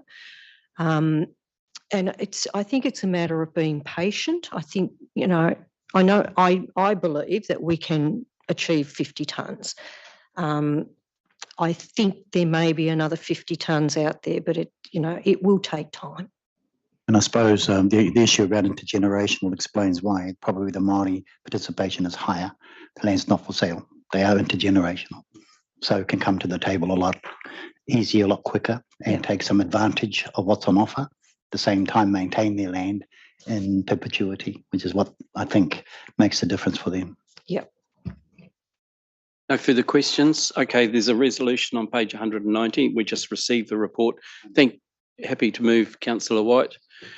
Seconder, Councillor Shirley. All those in favour, please say aye. Against, carried. Thank you, Rosemary. Thank you, Helen. I know it was short presentation, but you'll be back for long-term plan workshops, so we'll look forward to that with your remarks from the chair at the forefront. Thank you.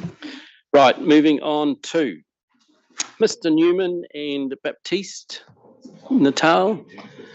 Our quarterly climate change report. This is on page 191. We're on the home stretch, people, but come on. Order, please. Nick, Good welcome afternoon, along. councillors. I know it's been a big day so far. We've got our quarterly report for you, and we've got a brief presentation of one of the items from the report we wanted to highlight for you, and then we can just quickly take questions from the rest of the report if you like. Yeah, go quick. Let's go. Kia ora katoa. Is it working? Yes. Yep. I'm going to attempt to go through this quickly. So I wanted to highlight two things mainly. First, that we've had a steep increase in emission over the last year, up to like roughly 50%. And that for the first time, we've actually accounted for sequestration in Papamoa Hill. And so we now have a net emission that's different from our gross emission for the first time ever. Moving on to the next slide. Do you want me to? The emission comes mainly from the use of diesel pump because of the heavy rainfall that we've experienced over the last few months. This issue was highlighted in October 2022, and since then we've planned to electrify the main diesel pump and looking at electrifying two others as well.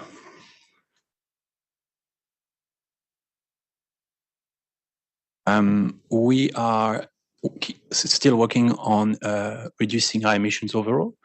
The thing that isn't shown in this graph is that we're trying to lower our energy demand as much as possible. So that is a piece of work that we started doing with the compliance team. That's been an exploration of how we could increase efficiencies. And that was an interesting exploration that I won't expand on this time. The other approach is to get rid of fossil fuel in our business as usual activities. And so we are focusing on electrifying our fleet. We now have a projection over the next 10 years. Properties has planned on fully electrifying our fleet by 2033. So that's the blue line right there you can see is our carbon emission just going down. And in 2033, we'll still emit roughly 80 tons of CO2 from our fleet, and that's just due to our energy mix. Our electricity is not yet 100% renewable in New Zealand. So that's where it comes from. So is that the entire fleet of 120 vehicles? Yes, it all is. Our utes, all our 4x4 utes as well?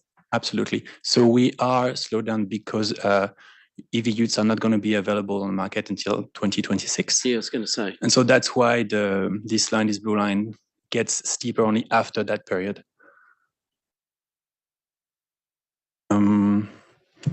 Okay. So I wanted to highlight that we now account for sequestration at Papamoa Hill. I can't quite see the graph very well here, but in red are our gross emission on a yearly basis. In green, I guess very light green, you may be able to see our sequestration. And the point I wanted to make is that sequestration is on an increase until 2036 as the forest grows, and then it's going to start decreasing over the year as the forest has reached maturity and stop sequestering carbon. And so thinking about our net zero goal by 2050, we're not quite there yet. And so we've explored the opportunity of getting closer to that by through our reforestation effort. I'm going to try again. here we Can are. you remind me how big the Papamoa Hills Park is? How many hectares? I think it's around 30 hectares, 34. 32.32 hectares. hectares. Yeah, that's the component that's So in trees. if Yep. we look at that previous presentation, aka regional park somewhere else, we can start graphing out some of that stuff as well if we go down that line. And I want to highlight as well that these calculations have been made using natives only, no pine trees.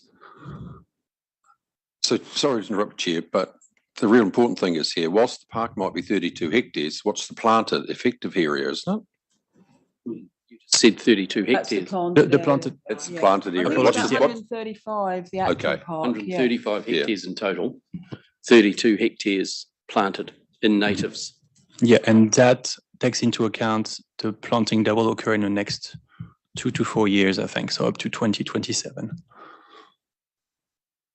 And so what we see there are like the different extra shades of green are potential reforestation efforts that would bring us to net zero 2050, considering our current gross emission. Now, of course, we'll try to keep on reducing this gross emission, but that's an exploration of how we could get there, supported by sequestration. I think that is all for this presentation. Questions from Councillor Von Derelson, Nees and McMillan. Councillor Von Derelson? Yeah, just thinking about zero carbon cars versus zero carbon buses. You spent 120 cars, something like, I don't know, $750,000 on cars. That'll only get you 1 or 2 buses. But is there a correlation between, because we don't seem to be going, we had this big aim of having, we were going to go for 10 electric buses originally. We went for 5 and we found they're too damn heavy anyway. So they're a problem. There's other problems that we found. We haven't pursued it any further. Have you done a cost analysis between the work you're doing on cars versus the work that the possibility of buses, for getting the best bang for the buck for the regional council on emissions? Yeah, I think there's a couple of different aspects to your question. One, what's the best bang for BOPRC and what's the best bang for the environment as a whole? So what Baptiste has been talking about is about our 2050 goal, which is for the organisation itself, our scope 1 and 2 emissions, which doesn't include the bus fleet.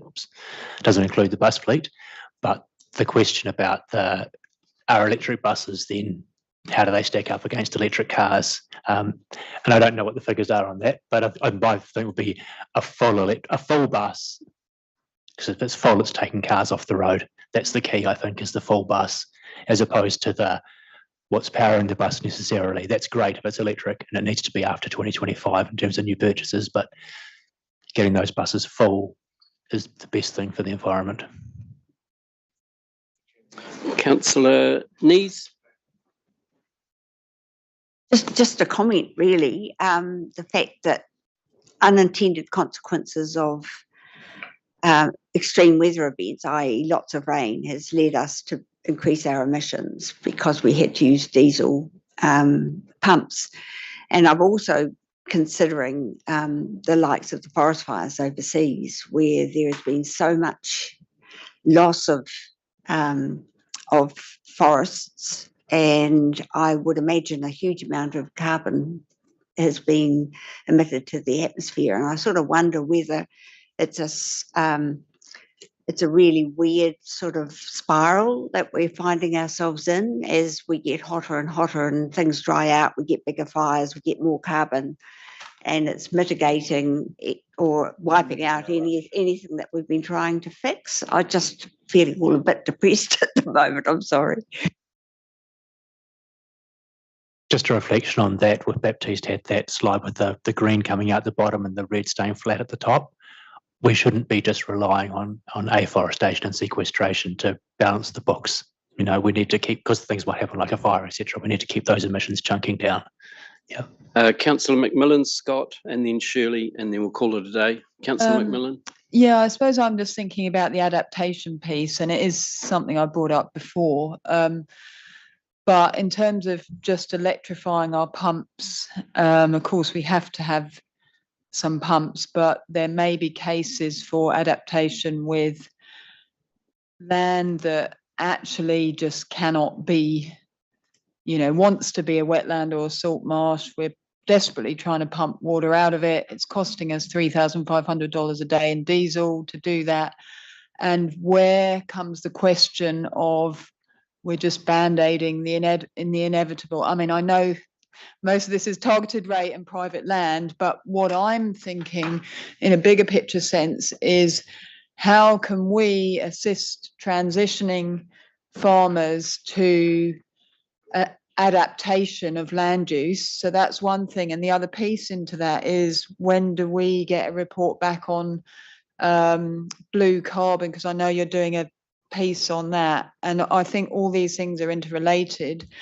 And so I suppose when I think about climate change, I pan out quite big picture, because to me, electrifying something is not the ultimate goal either. It's sustainable practice, circular economy, and all of these things, and the correct land use for future-proofing future generations.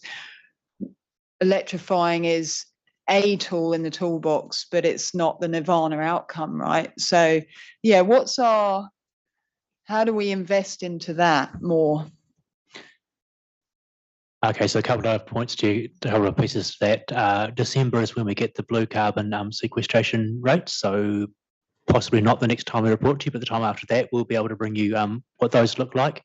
Yeah. And I think what you raise is about the part of this nexus of climate change. We've got our levels of service we're committed to delivering for farmers in the catchments, private land. There's a whole lot of drivers around water quality, salination, wet weather, pumping costs. There are quite a lot of complex strategic drivers there, and we're one of the players in that piece. So yeah, I suppose, you know, we've got a bid on supporting circular economy, and to me, this is all in this adaptation space of future-proofing our economy for future generations. And I suppose it's looking at climate change and how do we assist and enable transitioning into economies for the future. And that's the piece, I suppose, that kind of some of this points at, you know, like a elephant in the room sort of scenario. But yeah, thank you. Councillor Scott, and then Shirley. Councillor Scott. Yeah, thanks for this. What I see missing from your report is the contributions that we are making to emissions. For instance, and I don't know the answer to this, so these are random thoughts that are going to perhaps be not usable, but we've got whole floors of staff who are emitting, not personally, obviously, but you know, so do we need all our staff? Do we advertise in print media? That's creating emissions. Do we need even the communications staff to do that? So what, you know, and those are random thoughts, and I'm not actually making a suggestion per se, but I haven't seen any work that says, actually, can we reduce our emissions by being careful about what we're actually doing? Are what we're doing absolutely required? You know, are we creating infrastructure? You know, boat ramps, which is encouraging people to use fossil fuels just to trip around the sea. You know, but if we are serious, there are people in this room who said that we've got a climate crisis, and yet are contributing by the behaviour says that, well, it's not actually much of a crisis really. So what I haven't seen in here, what are we actively doing that's actually increasing emissions? So rather than saying what can we do to reduce them, what are we doing which is actually, you know, what should we stop doing which is actually increasing emissions? And that'd be a piece of work I'd be interested in seeing at a later date. Councillor Shirley. Thank you, Chairman. Just with the electrification of the fleet, and putting that in terms of the long-term plan and the costings, because it will come within that period of a 10-year plan, is that built into the costings of the OPEX in terms of the 45% of the price of petrol is fuel excise duty or petrol excise duty. So is that being part of the calculation? I think that's probably a question for the transport team, I think, in terms of there is a bus decarbonisation study going on. Sorry, I misunderstood the I was question. talking about the passenger fleet, the staff vehicles. Yeah. Converting them all, full electrification of the fleet. This is the vehicles. Yeah. There has been no, as far as I'm aware, and it might have happened in a property team. Perhaps before I answer that question, I should just go back to the property team that might have come up with financial projections around it. I'm not aware of them. The point I was going to lead on to, it's inevitable that any gain there will be totally cancelled out by a universal road use charger or variable road pricing, because we've still got to collect the same sort of dollars to run the Road Transport Fund, the National Land Transport Fund. And at the moment, we're in a horrible deficit and the electrical vehicles aren't contributing. I think everyone recognises as we pass that 2%, which we will, there's going to have to be a charge on electric vehicles because they also wear out the roads. So all I'm saying is it could be illusory to think that you're going to get a saving for the long-term plan in terms of other than the benefits of the climate change fact. I'm not detracting from that. I'm just saying in terms of the numbers of the balance of the costings. Just so that I get to the question right, it's calculation around savings or not from fuel use from fleet? Okay, sure. Okay, there's a resolution on page 191 that we receive the climate change quarterly report. Can I have a mover for that, Councillor Nees? Could I just ask, before we move further on this, I just want to double check that we are going to be developing a new climate change action plan. So a lot of the actions expire next year, and I would imagine that this is going to be core for our long-term plan. And we can pick up the sort of questions that Kat is thinking about, and Ron also, about, how can we really move the needle? Yes, and we'll bring it to you for discussion and to build it.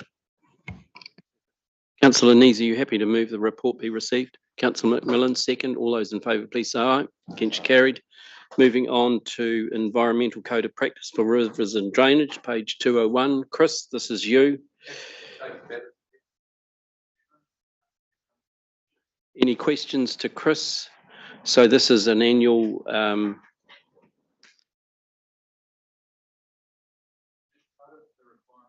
yeah.